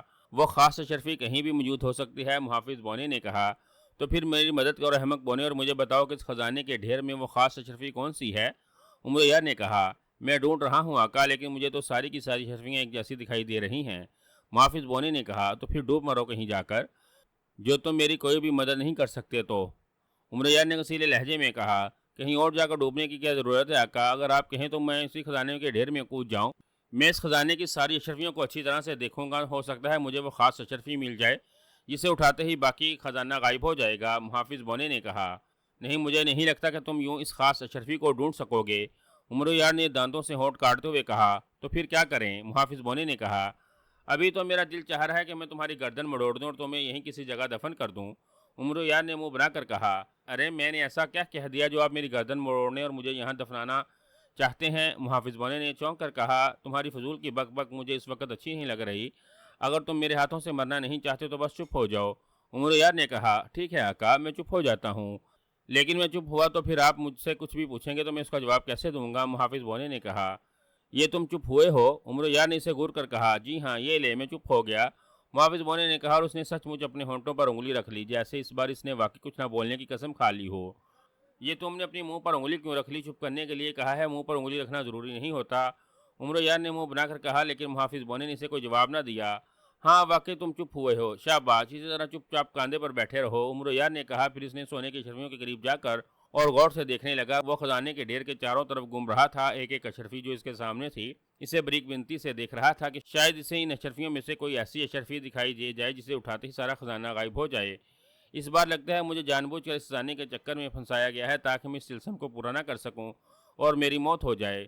مجھے تو ان اشرفیوں میں ایسی کوئی اشرفی دکھائی نہیں دے رہی جو جادو کی ہو اور جس کے اٹھانے سے باقی سارا خزانہ غائب ہو سکتا ہے۔ میں تو اس بار واقعی پھنس گیا ہوں، عمر یار نے ہونٹ کاٹتے ہوئے کہا۔ اس کی بات کا محافظ بونے نے کوئی جواب نہ دیا۔ وہ بددستور منہ پر انگلی رکھے بیٹھا رہا۔ محافظ بونے، عمر یار نے کچھ سوچ کر محافظ بونے سے مخاطب ہو کر کہا، لیکن محافظ بونا چپ تھا۔ میں تم سے کہہ رہا ہوں احمق بونے، کیا تم میری بات سن رہے ہو؟ عمر یار نے کاندھے پر بیٹھے ہوئے محافظ بونے کی طرف دیکھتے ہوئے کہا۔ تو محافظ بونے نے اس بات میں سر ہلا دیا۔ اگر سن رہے ہو تو پھر میری بات کا جواب کیوں نہیں دے رہے؟ عمر یار نے غصیلے لہجے میں کہا۔ کیا کروں آقا؟ اگر میں بولوں تو آپ مجھ سے ناراض ہوتے ہیں، نہ بولوں تو غصہ دکھاتے ہیں، محافظ بونے نے منہ بناتے ہوئے کہا۔ میں چاہتا ہوں تم بس اتنا بولو کہ جتنا تم سے بولنے کو کہا جائے، عمر یار نے کہا۔ ٹھیک ہے، بتائیے مجھے کیا بولنا ہے، محافظ بونے نے ناراض لہجے میں کہا۔ میں تو اس خزانے کے چکر میں واقعی بری طرح سے الجھ گیا ہوں، میری مدد کرو، آخر میں ان اشرفیوں میں سے کون سی اشرفی اٹھاؤں کہ باقی کی ساری اشرفیاں غائب ہو جائیں؟ اور کیا ایسا نہیں ہو سکتا کہ مجھے ان اشرفیوں کو غائب کرنا ہی پڑے اور ساری کی ساری اشرفیاں میری ہو جائیں؟ عمر یار نے کہا۔ تو آپ اٹھا لیں سارا خزانہ اور ڈال لیں اپنی زنبیل میں، یہاں آپ کو روکنے والا کون ہے؟ محافظ بونے نے مسکراتے ہوئے کہا۔ تو عمر یار حیرانی سے اسے دیکھنے لگا۔ یہ تم مسکرا کیوں رہے ہو؟ عمر یار نے حیرانی سے پوچھا۔ کیوں اب آپ کو میرا مسکرانا بھی برا لگ رہا ہے؟ کہتے ہیں تو میں یہ بات رونی سی صورت بنا کر کہہ دیتا ہوں آقا، اٹھا لیں یہ خزانہ۔ یہاں آپ کو روکنے والا کون ہے؟ محافظ بونے نے اس بار واقعی رو دینے والے لہجے میں کہا تو امرویہ جس کے چہرے پر سنجیدگی کی تہ چڑھی ہوئی تھی، محافظ بونے کا انداز دیکھ کر بھی اختیار کھلکھلا کر ہنس پڑا۔ تم واقعی احمق بونے ہو، امرویہ نے ہنستے ہوئے کہا۔ آپ کا ہی غلام ہوں، محافظ بونے نے جواب دیا۔ کیا مطلب؟ کیا تم یہ کہنا چاہتے ہو کہ میں تمہارا احمق آقا ہوں؟ امرویہ نے ایک بار پھر غصے میں آتے ہوئے کہا۔ میں نے تو ایسا نہیں کہا، آپ خود کو ایسا سمجھ بیٹھے تو ٹھیک ہی ہوگا، محافظ بونے نے بڑبڑاتے ہوئے کہا تو امرویہ غصے سے اچھل پڑا۔ اس نے محافظ بونے کی بڑبڑاہٹ سن لی تھی، وہ اسے تیز نظروں سے گورنے لگا۔ تم حد پار کر رہے ہو محافظ بونے، امرویہ نے پھر غصے میں آتے ہوئے کہا۔ نہیں آقا، میں تو بڑے اطمینان سے آپ کے کاندھے پر بیٹھا ہوں، محافظ بونے نے بڑے اطمینان بھرے لہجے میں جواب دیا۔ اور نہیں بتاؤ، میں نے تم سے پوچھا تھا کیا یہ میں خزانہ حاصل نہیں کر سکتا تو تم مسکرائے کیوں تھے؟ بتاؤ، جلدی بتاؤ، امرویہ نے غصیلے لہجے میں کہا۔ اگر آپ یہ خزانہ حاصل کر لیں تو خزانہ واقعی غائب ہو جائے گا آقا، بس اسی بات پر مسکرا دیا تھا کہ آپ نے اس طلسم کا راز سمجھ گئے ہیں۔ اگر آپ کچھ نہیں سمجھے پائے تو پھر میں کیا کہہ سکتا ہوں کہ میرا آپ کی عقل پر ماتم کرنے کا دل کر رہا ہے، محافظ بونے نے کہا تو امرویہ غصے سے کھول کر رہ گیا، لیکن دوسرے لمحے وہ بری طرح سے اچھلا جیسے محافظ بونے نے اس کی سر پر باری برکم گرز مار دیا ہو۔ ہو تو یہ بات ہے، اب میں سمجھ گیا، میں بالکل سمجھ گیا، واقعی یہ خزانہ صرف ایک اشرفی اٹھانے سے ہی غائب ہو سکتا ہے اور یہ سارے کا سارا خزانہ میرا ہو سکتا ہے۔ مجھے اتنی بات سمجھ نہیں آ رہی تھی۔ ہمرو نے مسلسل کرتے ہوئے کہا۔ چلیں، کرنے سے آپ کے دماغ کی موم بتی تو جلی، اب آپ کو سمجھ آیا کہ میں کیوں مسکرا رہا تھا، محافظ بونے نے مسکراتے ہوئے کہا۔ ہاں میں سمجھ گیا ہوں، یہ خزانہ میرا ہے، صرف میرا، اور دیکھو میں ایک اشرفی اٹھا کر اس خزانے کو کیسے غائب کرتا ہوں۔ امرویہ نے مسکراتے ہوئے کہا۔ اس نے آگے بڑھ کر ایک اشرفی اٹھائی اور اپنی زنبیل میں ڈال لی، سارا خزانہ میری زنبیل میں پہنچ جائے۔ امرویہ نے اشرفی زنبیل میں ڈال کر تیز لہجے میں کہا۔ اسی لمحے فرش پر پڑا ہوا سارا خزانہ غائب ہو گیا۔ امرویہ کی زنبیل ایک لمحے کے لیے بھاری ہوئی، پھر ہلکی ہوتی چلی گئی، جس کا مطلب تھا کہ خزانہ غائب ہو کر سیدھا اس کی زنبیل میں پہنچ گیا ہے۔ امرویہ کی زنبیل کی یہ خاصیت ہے کہ امرویہ کو اگر خزانے کا بڑا ڈھیر بھی اپنی زنبیل میں منتقل کرنا ہوتا تو وہ خزانے کی ایک کوئی چیز اٹھا کر اپنی زنبیل میں ڈال لیتا اور پھر زنبیل کو حکم دیتا تو اس کی ایک چیز کی وجہ سے زنبیل میں خود بخود باقی خزانہ اپنے اندر کھینچ لیتی، اور اب یہی ہوا تھا۔ اسے محض ایک اشرفی اٹھا کر اپنی زنبیل میں ڈالنا پڑی تھی اور اس کے حکم پر زنبیل نے اشرفیوں کے خزانے کو اپنے اندر کھینچ لیا تھا۔ امرویہ نے بلبلیوں کے طلسمات کا پانچواں طلسم اپنی ذہانت سے ختم کر لیا ہے۔ اس نے ایک اشرفی اٹھا کر باقی سارے خزانے کو غائب کیا ہے، اس لیے اس طلسم کا فاتح قرار دیا جاتا ہے۔ اب امرویہ کو چھٹے خالی کمرے میں بھیجا جاتا ہے۔ اس کمرے میں جا کر امرویہ کو پھر یہی فیصلہ کرنا پڑے گا کہ کمرے میں موجود چاروں دروازوں میں سے کون سا دروازہ کھولنا ہے۔ چیختی ہوئی پر اسرار آواز سنائی دی تو امرویہ کے چہرے پر سکون کے تاثرات نمودار ہو گئے۔ دوسرے لمحے دیوار میں کھلا ہوا دروازہ نمودار ہوا تو امرویہ بڑے اطمینان بھرے انداز میں اس دروازے کی طرف بڑھ گیا، اور پھر وہ ایک مرتبہ ایسے کمرے میں آ گیا جس کے 4 دروازے تھے۔ اس سلسلے میں تو میرا فائدہ ہوا ہے، سامنے طلسمات کے خزانوں تک پہنچنے سے پہلے مجھے اشرفیوں کا بڑا خزانہ مل گیا ہے، امرویہ نے مسکراتے ہوئے کہا۔ اس لیے آپ اتنے خوش ہیں، محافظ بونے نے کہا۔ خزانہ پا کر مجھے خوشی نہیں ہوگی تو کیا ہوگا پاگل بونے، امرویہ نے کہا۔ اب آپ چھٹے طلسم کا دروازہ کھولے آقا، محافظ بونے نے اس کی بات کا جواب دینے کے بجائے کہا۔ کون سا دروازہ کھولوں، امرویہ نے کہا۔ میری نظروں کے سامنے تو سارے کمرے ایک ہی جیسے ہیں، خالی اور ان میں خاموشی چھائی ہوئی ہے، اس لیے میں آپ کو بھلا کیا مشورہ دے سکتا ہوں، محافظ بونے نے کہا۔ امرویہ نے اس کی بات کا جواب نہ دیا اور مڑ مڑ کر چاروں دروازوں کی طرف دیکھنے لگا، پھر وہ جنوبی دروازے کی طرف بڑھا آیا۔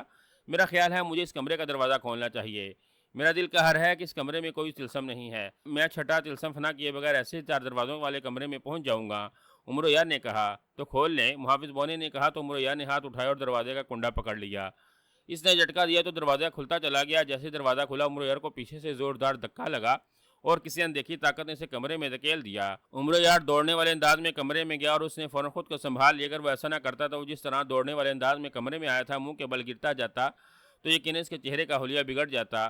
امرویہ نے پلٹ کر دیکھا لیکن اس کے پیچھے کوئی نہ تھا، البتہ کمرے کا دروازہ بند ہو رہا تھا۔ دروازہ بند ہوتے ہی کمرے میں تاریکی پھیل گئی۔ امرویہ نے چھٹے طلسم کا بھی غلط کمرے کا دروازہ کھولا تھا۔ یہ طلسماتی کمرہ ہے، امرویہ کو اس طلسماتی کمرے کا طلسم بھی ختم کرنا پڑے گا، تب وہ 7ویں کمرے میں پہنچے گا، ورنہ اسی کمرے میں اس کی موت ہو جائے گی۔ چیختی ہوئی پر اسرار آواز نے مخصوص الفاظ دہراتے ہوئے کہا تو امرویہ کا منہ بن گیا۔ دیواروں کو مسلسل اپنی جانب بڑھتا دیکھ کر شہنشاہ افراسیاب کے چہرے پر اب خوف کے تاثرات ابھرنا شروع ہو گئے تھے۔ اس نے منتر پڑھ پڑھ کر جادو کے زور سے ان دیواروں کو چلنے سے روکنے کی کوشش کی، لیکن اس کی کوشش کامیاب نہ ہو رہی تھی۔ دیواریں مسلسل چل رہی تھیں اور کمرہ سکڑتا جا رہا تھا۔ شہنشاہ افراسیاب کی آنکھوں کے سامنے موت کے سائے ناچنا شروع ہو گئے تھے، کیونکہ اسے اس کمرے سے نکلنے کا اب تک کوئی راستہ دکھائی نہ دے رہا تھا۔ دیواریں کچھ ہی دیر میں ایک دوسرے کے قریب پہنچنے والی تھیں اور پھر جیسے ہی یہ دیواریں آپس میں مل جاتی تو شہنشاہ افرا صاحب کا کچھ عمر نکل جاتا اور اس کی ہلاکت یقینی ہو جاتی۔ کاش میرے ساتھ ملکہ حیرت جادو ہوتی، وہ مجھ سے لاکھ درجہ ذہین ہے، اس خوفناک طلسم سے بچنے کا وہ کوئی نہ کوئی راستہ ضرور ڈھونڈ لیتی۔ میرے لیے بھول بلیوں والے اس کمرے کا طلسم واقعی خوفناک بن گیا ہے، بچنے کا کوئی بھی راستہ دکھائی نہیں دے رہا۔ شہنشاہ افرا صاحب نے بڑبڑاتے ہوئے کہا۔ وہ کچھ دیر سوچ کر ایک دیوار کی طرف بڑھا اور پھر اس نے دونوں ہاتھ دیوار پر رکھے اور اپنے جسم کا زور لگا کر اس دیوار کو آگے بڑھنے سے روکنے کی کوشش کرنے لگا، لیکن ٹھوس اور بڑی دیوار کو بھلا وہ کیسے روک سکتا تھا؟ دیوار مسلسل چل رہی تھی اور شہنشاہ افرا صاحب کے پیر دیوار کے ساتھ فرش پر گھسٹنا شروع ہو گئے تھے۔ نہیں، میں اپنی طاقت سے دیوار نہیں روک سکتا، اور ویسے بھی اس پراسرار آواز نے کہا تھا کہ مجھے اس کمرے سے نکلنا ہے، ان دیواروں کو روکنے کے لیے نہیں کہا تھا اس نے مجھے۔ شہنشاہ افرا صاحب نے بڑبڑاتے ہوئے کہا۔ دیواریں اب بہت قریب آ گئی تھیں اور شہنشاہ افرا صاحب کے لیے کمرے میں جگہ تنگ سے تنگ ہوتی جا رہی تھی۔ پھر شہنشاہ افرا صاحب ان دیواروں کے درمیان پھنسنے لگا۔ وہ سکڑتا جا رہا تھا، لیکن دیواریں چلتی ہوئی اس کے قریب اور قریب آتی جا رہی تھیں۔ شہنشاہ افرا صاحب کو اب موت قریب اور قریب آتی صاف محسوس ہونے لگی۔ اس کے جسم پر لرزہ طاری ہو گیا۔ اب کچھ نہیں ہو سکتا، میں اس طلسم میں ہار رہا ہوں، میری موت یقینی ہے، اب میں نہیں بچ سکوں گا، میرا کھیل ختم۔ شہنشاہ افرا صاحب نے نہایت افسردہ لہجے میں کہا۔ اسی لمحے اس کے ذہن میں ایک کوندا سا لپکا تو وہ بے اختیار اچھل پڑا۔ اوہ اوہ، مجھے یہ ایک کوشش کر کے دیکھ لینا چاہیے، ہو سکتا ہے میں اس طلسم سے بچ جاؤں۔ شہنشاہ افرا صاحب نے چونکتے ہوئے کہا۔ اس نے فوراً ہوا میں ہاتھ مارا تو اس کے ہاتھ میں اچانک ایک سرخ رنگ کی گیند آ گئی۔ یہ شیشے کی بنی ہوئی ایک گیند تھی جس کے اندر جیسے آگ بری ہوئی تھی۔ گیند میں نیلے زرد سرخ رنگ کے شعلے سے ناچ رہے تھے۔ شہنشاہ افرا صاحب نے جادو سے گیند حاصل کرتے اسے زمین پر مارا تو یک لخت ایک زوردار دھماکہ ہوا اور زمین اور دیواریں بری طرح سے لرز کر رہ گئیں۔ جس جگہ اس نے گیند پھینکی تھی وہاں دھواں سا پھیل گیا تھا، لیکن دھواں فوراً تحلیل ہو گیا اور پھر یہ دیکھ کر شہنشاہ افرا صاحب کے چہرے پر مسرت کے تاثرات پھیل گئے۔ جس جگہ گیند پھٹا وہاں ایک بڑا سا سوراخ بن گیا تھا۔ شہنشاہ افرا صاحب تیزی سے سوراخ کی طرف بڑھا اور پھر یہ دیکھ کر اس کا دل بلبیوں اچھل پڑا کہ نیچے ایک اور کمرہ دکھائی دے رہا تھا۔ شہنشاہ افرا صاحب نے نہ آؤ دیکھا نہ تاؤ، اس نے فوراً پھٹی ہوئی زمین میں چھلانگ لگا دی۔ جیسے وہ نیچے کودا اسی لمحے اوپر دیواریں آپس میں مل گئیں۔ اگر شہنشاہ افرا صاحب کو چند لمحوں کی بھی دیر ہو جاتی تو ان دیواروں کے درمیان وہ بھن جاتا اور اس کا واقعی کچھ عمر نکل جاتا۔ شہنشاہ افرا صاحب نیچے گرا تو اس کی آنکھوں کے سامنے منظر ہی بدل گیا۔ اس بار وہ کسی چاروں دروازوں والے کمرے میں نہیں تھا بلکہ ایک بڑے کنویں میں پہنچا تھا۔ کمرے میں ہر طرف خزانوں کے ڈھیر پڑے ہوئے تھے، جس میں ہیرے جواہرات، سونے چاندی کے زیورات اور خاص طور پر سونے کی بڑی بڑی اینٹیں موجود تھیں۔ ہر طرف خزانہ جگمگاتا ہوا دکھائی دے رہا تھا۔ اوہ، میں خزانے والے کنویں میں پہنچ گیا، میں خزانے والے کنویں میں پہنچ گیا، میں نے سامری جادوگر کے طلسمات کو مکمل طور پر فنا کر دیا، میں پہنچ گیا، میں خزانے کے کنویں میں پہنچ گیا۔ خزانہ دیکھ کر شہنشاہ افرا صاحب نے انتہائی مسرت بھرے لہجے میں کہا اور پھر وہ پاگلوں کی طرح سچ مچ ناچنا شروع ہو گیا۔ کچھ دیر وہ ناچتا رہا، پھر اچانک اسے عمرو یار کا خیال آیا۔ عمرو یار بھی ان طلسمات میں موجود تھا۔ شہنشاہ افرا صاحب زندہ سلامت خزانوں والے کمرے میں پہنچا تھا، جس کا مطلب تھا کہ عمرو یار بھی زندہ ہے اور وہ بھی کسی وقت یہاں پہنچ سکتا ہے۔ اس لیے شہنشاہ افرا صاحب نے سوچا کہ عمرو یار کے یہاں پہنچنے سے پہلے سے کالوجین کا شہنشاہ تاج تلاش کر لینا چاہیے۔ اس نے بھی تعبیر سے چاروں طرف دیکھا اور پھر اس کی نظریں سفید ہیروں سے بھرے ہوئے ایک صندوق پر جم گئیں۔ سفید ہیروں پر ایک سیاہ رنگ کا تاج پڑا ہوا تھا۔ تاج زیادہ بڑا نہیں تھا اور نہ ہی اتنا خوبصورت تھا، لیکن اس تاج پر 3 بڑے بڑے ہیرے جڑے ہوئے تھے، جن میں سے 2 سبز رنگ کے ہیرے تھے اور ایک سرخ رنگ کا۔ سرخ رنگ کا ہیرا تاج کے درمیان میں جڑا ہوا تھا، جبکہ اس کے دائیں بائیں سبز ہیرے تھے۔ یہ شہنشاہ تاج ہے۔ شہنشاہ افرا صاحب تیزی سے آگے بڑھا، اس نے فوراً تاج اٹھا لیا اور اسے نہایت مسرت بڑے انداز میں دیکھنے لگا۔ کالوجین کا شہنشاہ تاج اس کے ہاتھ لگ گیا تھا اور عمرو یار کا ابھی تک کوئی پتہ نہیں تھا کہ وہ سامری طلسمات کے کس مرحلے میں ہے۔ مجھے یہ تاج ابھی اپنے سر پر رکھ لینا چاہیے۔ اس تاج کو سر پر پہنتے ہی میں کلوت قبیلے کے جنات کا سردار بن جاؤں گا اور کلوت قبیلے کے تمام جنات میرے غلام بن جائیں گے، اور پھر میں ان جنات کی مدد سے پوری دنیا پر حکومت کر سکوں گا، اور خاص طور پر جنات کی فوج سے سردار امیر حمزہ اور اس کی فوج کو تباہ و برباد کر دوں گا۔ شہنشاہ افرا صاحب نے مسرت بھرے لہجے میں کہا۔ اسی لمحے شہنشاہ افرا صاحب کے سامنے ایک سایہ نمودار ہوا۔ اس سائے کو دیکھ کر شہنشاہ افرا صاحب چونک پڑا۔ وہ اس سائے کو بخوبی پہچانتا تھا، یہ سامری جادوگر کا سایہ تھا۔ شہنشاہ افرا صاحب، میں سامری جادوگر ہوں، سائے نے چیختے ہوئے کہا تو شہنشاہ افرا صاحب کی گردن اس کے سامنے خود بخود جھکتی چلی گئی۔ میں نے آپ کو پہچان لیا آقا، شہنشاہ افرا صاحب نے موتبانہ لہجے میں کہا۔ تم نے اپنے حصے کے تمام طلسمات سر کر لی ہیں شہنشاہ افرا صاحب، اور کامیاب ہو کر میرے خزانے کے کنویں میں آ گئے ہو، اور تم نے شہنشاہ تاج بھی حاصل کر لیا ہے، جس کی مدد سے تم کالوت قبیلے کے طاقتور اور لاکھوں جنات کے سردار بن سکتے ہو۔ میرا تم سے مشورہ ہے کہ تم اس تاج کو ابھی اپنے سر پر نہ رکھو، تم ابھی میرے طلسمات میں ہو، تم یہاں سے غائب ہو کر واپس طلسم ہوشربا جاؤ اور وہاں جا کر اپنا دربار سجاؤ، پھر تمام درباروں کے سامنے اپنی ملکہ ہر جادو کے ہاتھوں تاج پوشی کی رسم ادا کرو۔ ملکہ حیرت جادو جب تمہارے سر پر تاج رکھے گی تو تمہاری شان میں اور زیادہ اضافہ ہو جائے گا۔ وہ تمہاری خیر خواہ ہے، اس لیے یہ کام تم اس کے ہاتھوں سے کرواؤ تو تمہارے حق میں بہت اچھا ہوگا۔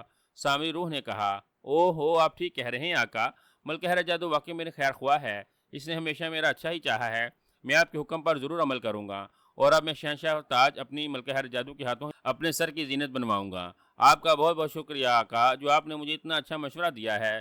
شہنشاہ صاحب نے مسرت بھرے لہجے میں کہا، اب تم جاؤ، اگر چاہو تو اپنے ساتھ یہ سارے خزانے لے جاؤ، تم عمر یار سے پہلے یہاں پہنچے ہو، اس لیے ان سارے خزانوں پر تمہارا حق ہے۔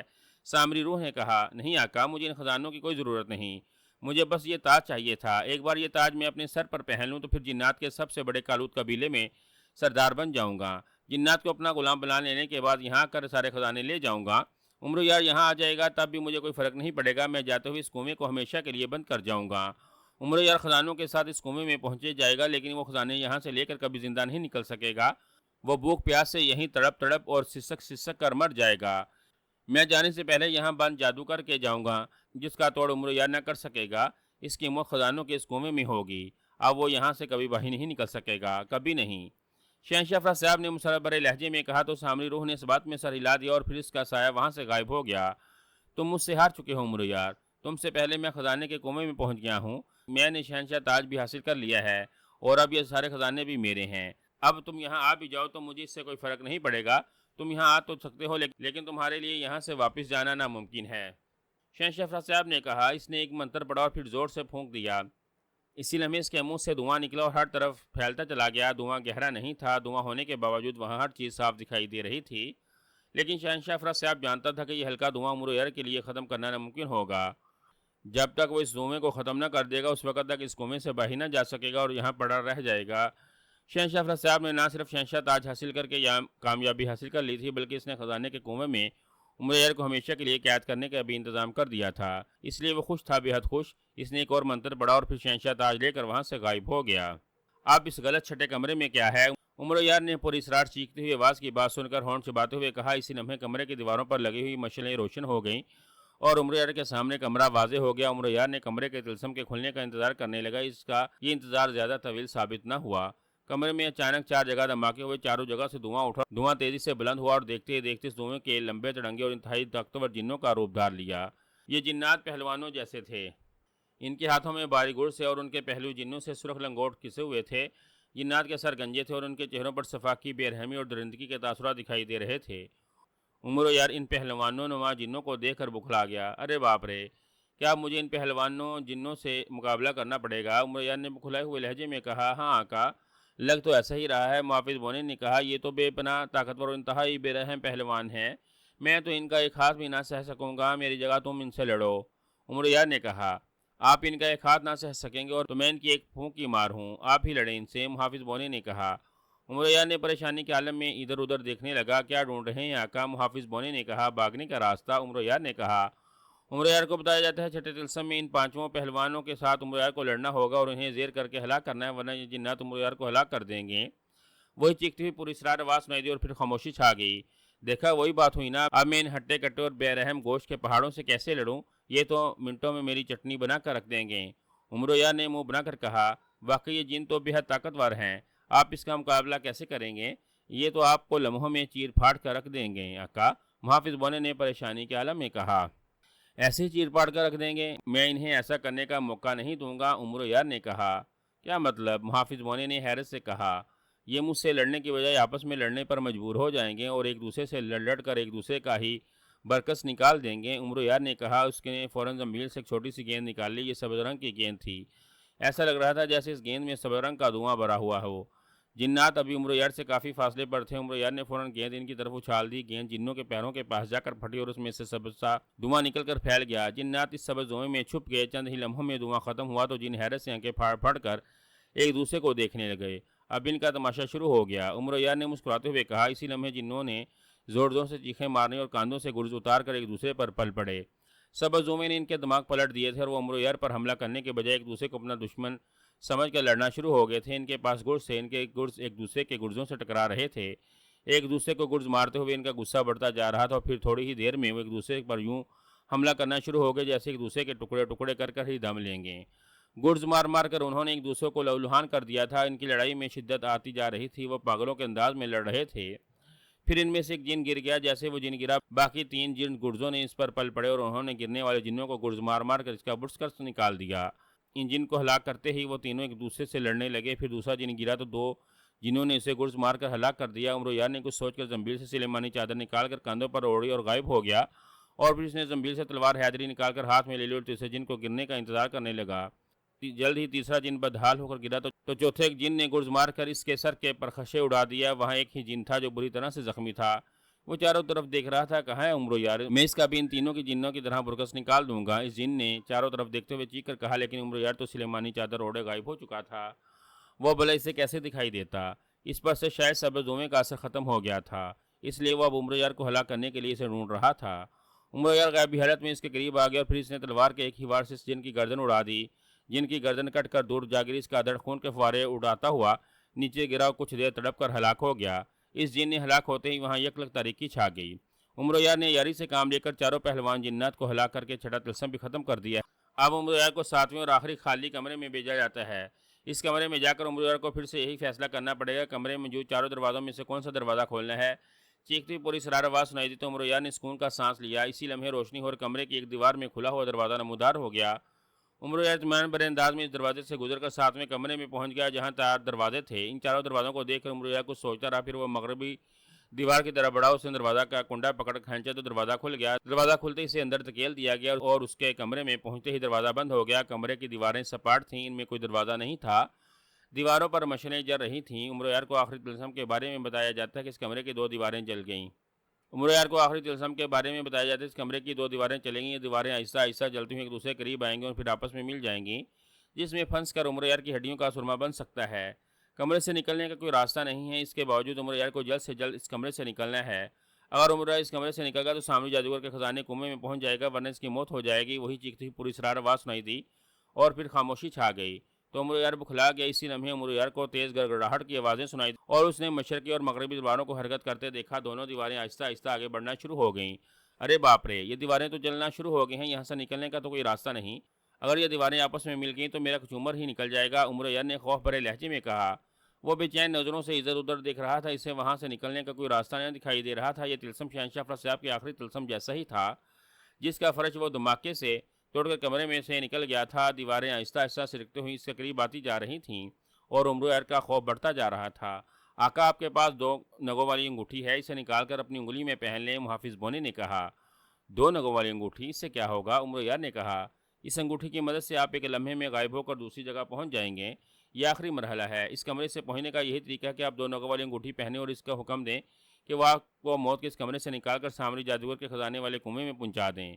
अगर इस अंगूठी ने काम किया तो आप इस सिलसिले से बच जाएंगे, मुहाफिज बोने ने कहा। तो उमर यार ने फ़ौरन जंबीर से 2 रंगों वाली अंगूठी निकाली और उसे दाएं हाथ की उंगली में पहन लिया। उस वक्त दीवारें काफ़ी करीब आ गई थीं। 2 नगीनों वाली अंगूठी मुझे यहाँ से गायब करके और सामरी जादूगर के खजानों वाले कुएं में पहुंचा दो फ़ौरन, उमर यार ने चीखते हुए कहा। तो अचानक इसे झटका लगा। एक लम्हे के लिए इसकी आंखों के सामने धुंध सी छा गई और दूसरे लम्हे इसकी आंखों के सामने धुंध छटी तो वो खुद को बदली हुई जगह देखकर हैरान रह गया। इसके सामने खजानों के ढेर लगे हुए थे। इतने बड़े खजाने देखकर उमर यार की आंखें फट पड़ी और वो हमन्नकों की तरह इस खजाने को देखने लगा। ओह ओह, मैं खजाने वाले कमरे में पहुंच गया हूँ, मैं खजाने वाले कुएं में पहुंच गया। मैंने सामने जादूगर के तलिस्मात को मुकम्मल तौर पर फना कर दिया। मैं पहुंच गया, मैं खजाने के कुएं में पहुंच गया। खजाना देखकर उमर ने इंतहाई मुसर्रबरे लहजे में कहा और फिर इसने मुसर्रबरे अंदाज में उछल उछल कर अहमकों की तरह नाचना शुरू कर दिया। वो खुश था कि मुहाफिज बोने के कहने पर इसने 2 नगों वाली अंगूठी पहनी थी और उसकी मदद से मौत के कमरे से निकलकर सामरी जादूगरों के खजाने वाले कुएं में पहुंच गया था। ये सारे खजाने मेरे हैं, सब कुछ मेरा है। सामरी जादूगर के खुफिया खजानों तक सबसे पहले मैं पहुंचा हूँ, इसलिए इस खजानों पर मेरा हक है, सिर्फ मेरा। अब शहंशाह अफरासियाब यहाँ आ जाए तो मैं इसे यहाँ से एक फूटी कोड़ी भी नहीं लेने दूंगा, उमर यार ने मुसर्रफ बड़े लहजे में कहा। और फिर वो पागलों की तरह खजानों के ढेर को देखने और उन्हें छूने लगा। आका, अचानक मुहाफिज बोने ने उमर यार से मुखातिब होकर कहा। मुझे इस वक्त तुम्हारी आवाज़ सुनाई नहीं दे रही मुहाफिज बोने। इन खजानों के ढेर ने मेरी आंखों के साथ कानों की बिनाई भी ख़त्म कर दी है। उमर यार ने कहा। बिनाई आंखों की होती है, कानों से सुना जाता है आका, इसे कुव्वत समात कहा जाता है। मुहाफिज बोने ने मुंह बनाकर कहा। जो भी कहा जाता है मुझे कुछ सुनाई नहीं दे रहा, मुझे सिर्फ यहाँ खजाने दिखाई दे रहे हैं, सिर्फ खजाने, और ये सब मेरे हैं, उमर यार ने उस बड़े लहजे में कहा। और फिर इसने खजानों की एक एक चीज़ उठाकर अपनी ज़मीन में डालना शुरू कर दी। وہ جیسے خزانے کی کوئی چیز اٹھا کر اپنی زنبیل میں ڈالتا اور ساتھ اسے حکم ملتا یہ خزانے اس کی زنبیل میں آ جائے تو اسی لمحے خزانے کا ڈیر غائب ہو جاتا اور عمر یار کی زنبیل ایک لمحے کے لیے بھاری ہوتی پھر ہلکی ہو جاتی۔ عمر یار نے اس وقت تک اپنا ہاتھ نہ روکا جب تک اس نے سارے خزانے اپنی زنبیل میں منتقل نہ کر لیے۔ وہ بے حد خوش دکھائی دے رہا تھا۔ سامری جادوگر کے اتنے بڑے خزانے حاصل کر کے اس کا چہرہ پکے ہوئے ٹماٹر کی طرح سرخ ہو رہا تھا اور اس کی آنکھوں میں یوں چمک ہو رہی تھی جیسے اس میں ایک ساتھ سینکڑوں دیے جل اٹھے ہوں۔ ہاں تم مجھ سے کچھ کہہ رہے تھے محافظ بونے، اب بولو کیا بات ہے؟ عمر یار نے مسربرے لہجے میں محافظ بونے سے مخاطب ہو کر کہا۔ شہنشاہ افرا صاحب ہم سے یہاں پہلے آ کر جا چکا ہے آقا، محافظ بونے نے سرسراتی ہوئی آواز میں کہا تو عمر یار چونک پڑا۔ کیا کہا تم نے؟ شہنشاہ افرا صاحب مجھ سے پہلے یہاں آ چکا ہے، یہ تم کیا کہہ رہے ہو؟ اگر وہ یہاں آیا تھا تو پھر اس نے یہ سارے خزانے یہاں کیوں چھوڑ دیے؟ وہ خزانہ لے کر کیوں نہیں گیا؟ عمر یار نے حیرت بھرے لہجے میں کہا۔ وہ یہاں خزانہ لینے نہیں بلکہ کالو جن شہنشاہ کا تاج لینے کے لیے آیا تھا آقا، وہ کالو جن کا شہنشاہ تاج لے کر یہاں سے جا چکا ہے، محافظ بونے نے کہا تو عمرو بری طرح سے اچھل پڑا۔ اس کے چہرے پر حیرت کے ساتھ خوف کے تاثرات بھی نمایاں ہو گئے۔ کیا تم سچ کہہ رہے ہو کہ وہ یہاں سے کالو جن کا شہنشاہ تاج لے چکا ہے؟ عمر یار نے خوف بھرے لہجے میں کہا۔ ہاں آقا، شہنشاہ افرا صاحب یہاں سے صرف کالو جن کا تاج لے کر ہی نہیں گیا بلکہ اس نے جاتے جاتے یہاں ایک ایسا جادو کر دیا ہے کہ آپ ہمیشہ کے لیے اس کنویں میں قید ہو کر رہ جائیں گے۔ خزانے تو آپ نے حاصل کر کے اپنی زنبیل میں ڈال لی ہیں لیکن شہنشاہ افرا صاحب نے جاتے جاتے یہاں ایک جادو چلا دیا ہے جس جادو کی وجہ سے آپ یہاں سے کبھی نہیں نکل سکیں گے اور ہمیشہ کے لیے یہیں قید رہ جائیں گے۔ محافظ بونے نے کہا تو عمر یار کے چہرے پر خوف لہرانے لگا۔ کیا یہ تم کیا کہہ رہے ہو؟ او یہ کیا ہو گیا؟ یہ شہنشاہ افرا صاحب مجھ سے پہلے یہاں کیسے پہنچ گیا؟ اور عمر یار نے خوف بھرے لہجے میں کہا۔ اسے یہاں سے گئے کافی دیر ہو چکی ہے آقا، میں اسے طلسم ہوشربا کے دربار میں دیکھ رہا ہوں، وہ بڑی شان سے اپنے تخت پر بیٹھا ہے، اس کے سامنے درباری موجود ہیں، مجھے اس کے قریب ملکہ جادو دکھائی دے رہی ہے، ملکہ جادو کے ہاتھوں میں کالو جن کا شہنشاہ تاج دکھائی دے رہا ہے جسے وہ درباریوں کے سامنے شہنشاہ افرا صاحب کے سر پر رکھنے والی ہے۔ اس تاج کے پہنتے شہنشاہ افرا صاحب کالو جن کے قبیلے کا سردار بن جائے گا اور اس کی طاقتیں ہزاروں بلکہ لاکھوں گنا بڑھ جائیں گی۔ محافظ بونے نے خوف بھرے لہجے میں کہا تو عمر یار کے چہرے پر بھی خوف کے تاثرات نمودار ہو گئے۔ اور اگر اس نے تاج پہن لیا تو وہ پہلے سے زیادہ طاقتور اور شیطان صفت بن جائے گا، وہ جنات کی فوج کی مدد سے سردار امیر حمزہ کی فوج پر حملہ کرائے گا اور جنات سردار امیر حمزہ کی فوج کو واقعی کچل کر رکھ دیں گے۔ اسے روکو محافظ بونے، ملکہ جادو کو روکو، وہ شہنشاہ افرا صاحب کے سر پر تاج نہ رکھے، روکو اسے۔ عمر یار نے بری طرح سے چیختے ہوئے کہا۔ میں اسے کیسے روک سکتا ہوں آقا، یہ کام آپ ہی کی کرنا ہے، لیکن کیسے؟ میری سمجھ میں کچھ نہیں آ رہا۔ محافظ بونے نے پریشانی کے عالم میں کہا۔ تمہاری سمجھ میں تو تب آئے گا نا جب تمہارے سر میں عقل نام کی کوئی چیز ہوگی۔ میں عمر یار ہوں، برقرار شعلہ تپاوت اور جادوگر ہاں، میں دیکھتا ہوں کہ یہ ملکہ جادو شہنشاہ تاج کیسے شہنشاہ افرا صاحب کے سر پر رکھتی ہے۔ عمر یار نے کثیرے لہجے میں کہا۔ اب کچھ نہیں ہو سکتا آقا، آپ کو طلسم ہوشربا اور شہنشاہ افرا صاحب کے دربار تک پہنچنے میں بہت وقت لگ جائے گا اور ملکہ جادو کو تاج لے کر شہنشاہ افرا صاحب کے قریب آتا دیکھ رہا ہوں، بس چند لمحوں کی بات ہے، وہ تاج شہنشاہ افرا صاحب کے سر پر رکھ دے گی اور پھر سب کچھ ختم ہو جائے گا۔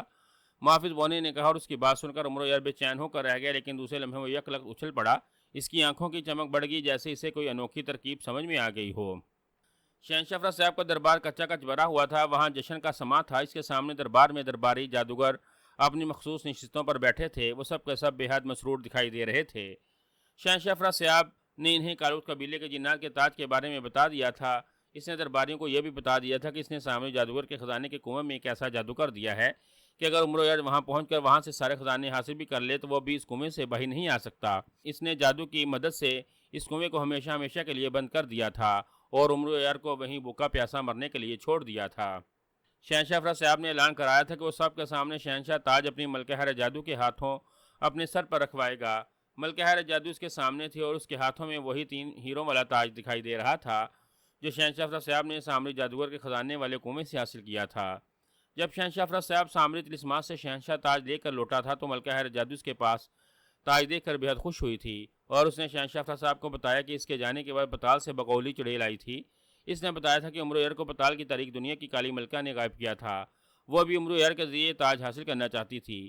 اب تاج چونکہ اس کے پاس ہے اس لیے ملکہ جادو نے دربار میں تاج پوشی کی رسم ادا کرنے سے پہلے شہنشاہ افرا صاحب کے تخت کے ارد گرد ایک جادوئی سار بنا دیا ہے تاکہ کالی ملکہ اور اس کی شیطانی ذریت شہنشاہ افرا صاحب کی تاج پوشی کی رسم میں کوئی رخنہ اندازی نہ کر سکیں۔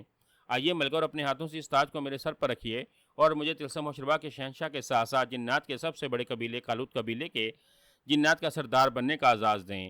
اس قبیلے کا سردار بنا کر آپ بھی ان جنات کی ملکہ بن جائیں گے اور کالوت قبیلے کے تمام جنات ہمارے غلام بن جائیں گے، جس سے ہماری طاقتوں میں ہزاروں گنا اضافہ ہو جائے گا۔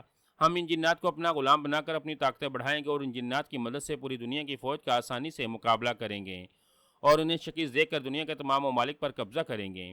ہم ان جنات کو اپنا غلام بنا کر سب سے پہلے سردار امیر حمزہ کی فوج کو تہس نہس کریں گے اور طلسم و شربا کی ان کے خلاف پہلی اور بڑی فتح حاصل کریں گے، بہت بڑی فتح۔ آئیے آگے آئیے اور اپنے ہاتھوں سے یہ تاج ہمارے سر کی زینت بنا دیں۔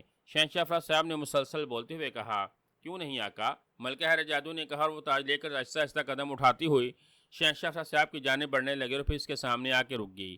اسی لمحے چبوترے پر کالی ملکہ اور اس کے ساتھ بے شمار سیاہ شیطانی زری چڑیلوں کے روپ نمودار ہوئی اور وہ سب چونک پڑے۔ یہ تاج میرے حوالے کر دو ملکہ حیر جادو، یہ تاج ہمارے سر پر سجے گا، صرف ہمارے سر پر، کالی ملکہ نے چیختے ہوئے کہا۔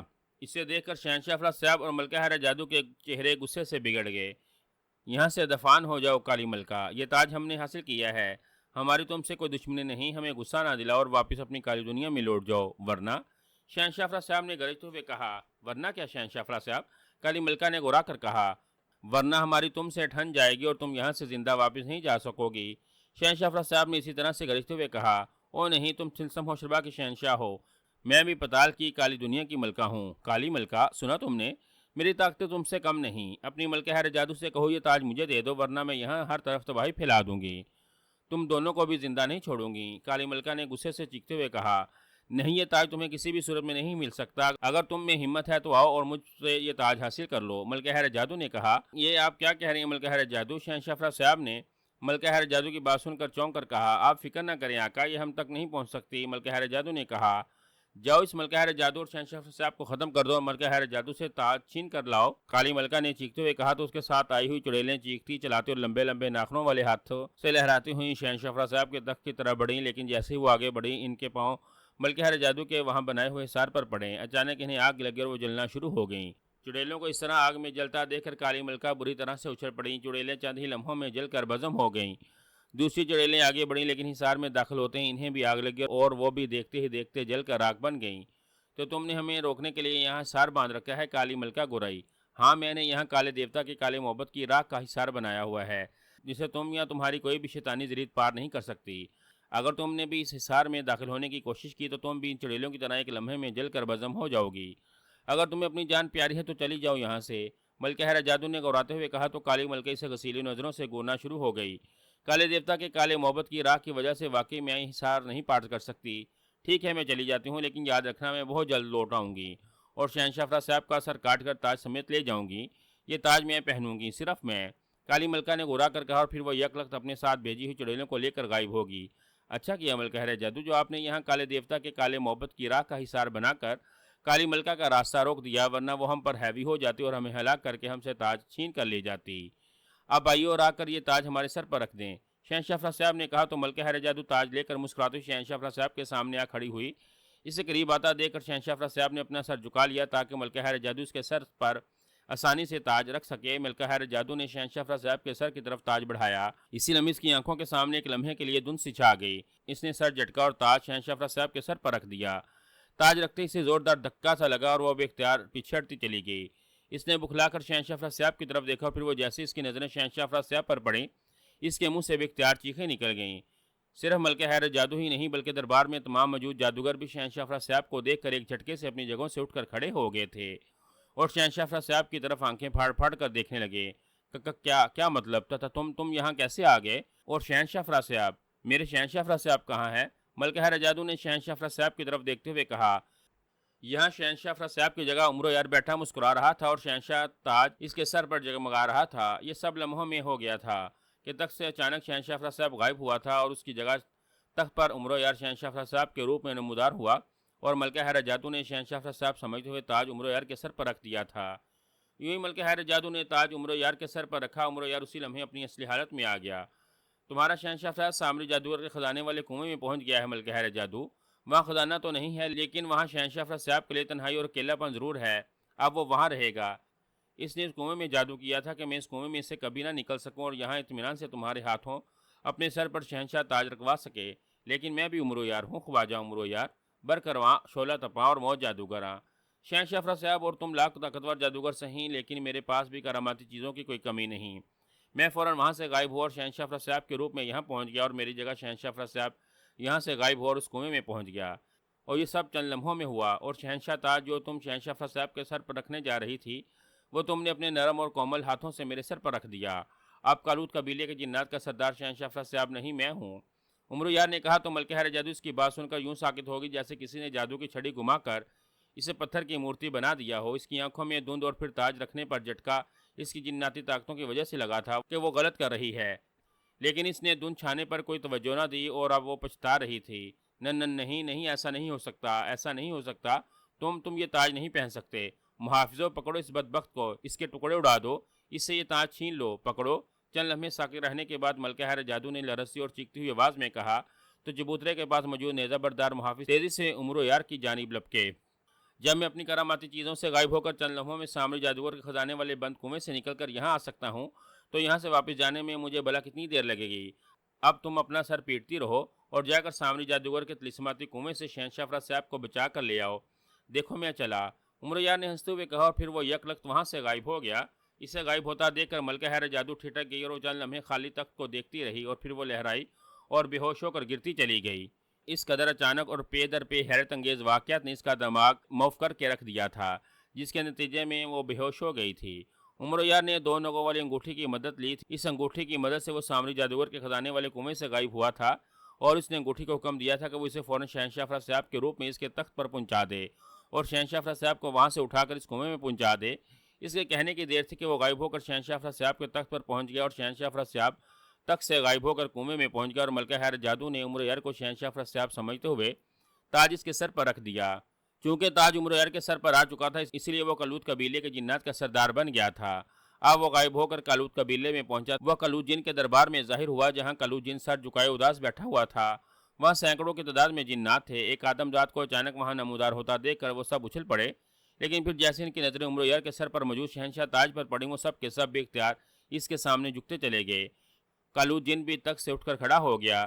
عمرو یار کے سر پر تاج دیکھ کر اس کے چہرے پر مایوسی چھا گئی تھی۔ عمرو یار بڑے اکڑے ہوئے انداز میں چلتا ہوا کالوت جن کے سامنے آ کر کھڑا ہو گیا۔ اسے قریب آتا دیکھ کر کالوت جن تخت سے ہٹ کر بڑے مؤدبانہ انداز میں ایک طرف ہو گیا۔ شہنشاہ تاج آپ کے سر پر ہیں، اسی لیے آج سے آپ ہمارے سردار ہیں۔ آپ کا ہر حکم ہمارے لیے مقدم ہوگا سردار، کالوت جن نے کہا۔ ارے مجھے سردار وردار بننے کا کوئی شوق نہیں ہے۔ یہ تاج سامری جادوگر کے طلسمات میں گرا تھا، جسے شہنشاہ افرا صاحب حاصل کر کے تمہیں اور تمہارے قبیلے کو اپنا غلام بنانا چاہتا تھا۔ اس نے تاج حاصل کر لیا تھا اور اپنی بیوی کے ہاتھوں اپنے سر پر رکھوانے والا تھا کہ میں فوراً وہاں پہنچ گیا اور میں نے اس کی جگہ لے لی، اور ملکہ حیر جادو نے تاج شہنشاہ افرا صاحب کے بجائے میرے سر پر رکھ دیا۔ اب میں یہ تاج پہن کر یہاں تم پر اپنی مرضی چلانے اور حکمرانی کرنے نہیں آیا ہوں۔ تم کالوت جن ہو، اس قبیلے کے سردار، اس لیے تم ہی اس قبیلے کے سردار رہو گے۔ یہ لو اپنا تاج، یہ تاج تمہیں مبارک ہو۔ عمرو یار نے تاج اتار کر کالوت جن کی طرف بڑھاتے ہوئے کہا۔ کالوت جن ہی نہیں، وہاں موجود تمام جنات آنکھیں پھاڑ پھاڑ کر عمرو یار کی جانب دیکھنے لگے، جو ان کے قبیلے کا سردار بن چکا تھا، لیکن وہ اپنی مرضی سے تاج اتار کر واپس کالوت جن کو دیکھ رہا تھا۔ اور پھر عمرو یار نے آگے بڑھ کر تاج کالوت جن کے سر پر رکھ دیا تو کالوت جن واقعی ہکا بکا رہ گیا۔ تم دنیا کے عظیم آدم ذات ہو۔ اس تاج کو پہن کر تم ہم سب کو اپنا غلام بنا سکتے تھے، ہم پر حکمرانی کر سکتے تھے، اور ہمارے ذریعے پوری دنیا پر قبضہ کر کے شہنشاہ بن سکتے تھے، لیکن تم نے یہ تاج مجھے واپس لوٹا کر اپنی عظمت کا ثبوت دیا ہے۔ تم بے حد نیک اور انتہائی قابل احترام آدم ذات ہو۔ کالوت جن نے مصبر لہجے میں کہا۔ وہاں موجود جن بھی عمرو یار کی تعریف کرنے لگے اور کالوت جن کو پھر سے کلوت قبیلے کا سردار بننے پر مبارکباد دینے لگے۔ کالوت جن نے آگے بڑھ کر عمرو یار کو گلے سے لگایا اور اس کا شکریہ ادا کرنے لگے۔ اس نے عمرو یار کو اپنے ساتھ تخت پر بٹھایا اور پھر اس کی ذہانت، اس کی عقلمندی اور دریا دلی کی تعریف کرنے لگا۔ میری سمجھ میں نہیں آ رہا کہ میں اور میرا قبیلہ تمہارے اس احسان کا بدلہ کیسے اتارے عمرو یار۔ تم نے یہ تاج مجھے لٹا کر نہ صرف مجھے بلکہ سارے قبیلے کی جنات کو اپنا گردیدہ بنا لیا ہے۔ بولو میں تمہارے اس احسان کے بدلے میں تمہیں کئی انعام دوں؟ کالوت جن نے مصبر لہجے میں کہا۔ کالو سردار، میں تو غریب آدمی ہوں، اپنی دنیا میں مجھے دولت کی ضرورت ہوتی ہے اور میرے پاس پھوٹی کوڑی بھی نہیں۔ اگر تمہارے پاس سونے چاندی اور ہیرے جواہرات ہیں تو مجھے دے دو، میں انہیں بیچ کر ایک چھوٹا سا گھر بنا لوں گا اور اپنی 4 بیویوں اور 30 بچوں کا پیٹ پال سکوں گا۔ عمرو یار نے معصوم شکل بنا کر کہا۔ کیا تمہاری 4 بیویوں اور 30 بچے ہیں؟ کالوت جن نے چونک کر کہا۔ ہاں، غربت کا یہ عالم تھا کہ مجھے شادیاں کرنے اور بچے پیدا کرنے کے علاوہ اور کوئی کام نہ تھا۔ اب میں اتنے بچوں کا ابا جان بن گیا ہوں، لیکن مجھے ان کا پیٹ پالنا مشکل ہو رہا ہے۔ عمرو یار نے رونی سے صورت بنا کر کہا۔ اوہ تمہیں فکر کرنے کی ضرورت نہیں ہے عمرو یار، تم خزانوں کی فکر نہ کرو، ہمارے پاس سونے چاندی اور ہیرے جواہرات کے بڑے بڑے خزانے موجود ہیں، وہ سب تم لے لو۔ تم نے ہم پر جو احسان کیا ہے اس کے بدلے میں یہ خزانے کچھ بھی نہیں، نائب سردار کالوجین نے پہلے عمر یار سے کہا، پھر قریب کھڑے اپنے نائب سردار سے مخاطب ہو کر کہا، حکم آقا۔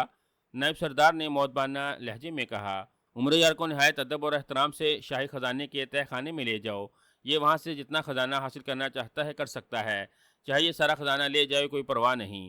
جاؤ عمر یار، ہمارے نائب سردار کے ساتھ جاؤ اور جتنا خزانہ چاہے لے لو۔ کالوجین نے کہا تو اس کی بات سن کر عمر یار کا دل بلبیوں اچھلنے لگا۔ وہ نائب سردار کے ساتھ محل کے تہہ خانے میں آ گیا۔ تہہ خانہ سونے چاندی اور قیمتی موتیوں اور ہیرے جواہرات سے بھرا پڑا تھا۔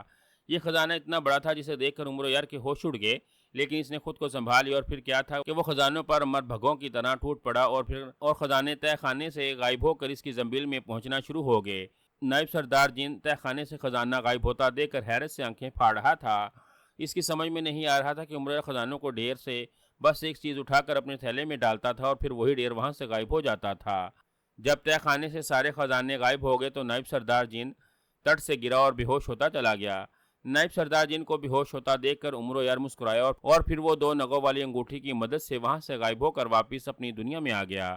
اس نے نہ صرف شہنشاہ افرا صاحب کو اپنے مقصد میں کامیاب ہونے سے روک دیا تھا، بلکہ اسے سامری جادوگر کے خزانے بھی مل گئے تھے جو صدیوں سے اس طلسمات میں موجود تھے، اور اب اس نے کالوجین کو اس کا شہنشاہ تاج بھی لوٹا دیا تھا اور اس کے سارے شاہی خزانے بھی اپنی زنبیل میں ڈال لیے تھے۔ اس لیے وہ خوش تھا، بے حد خوش۔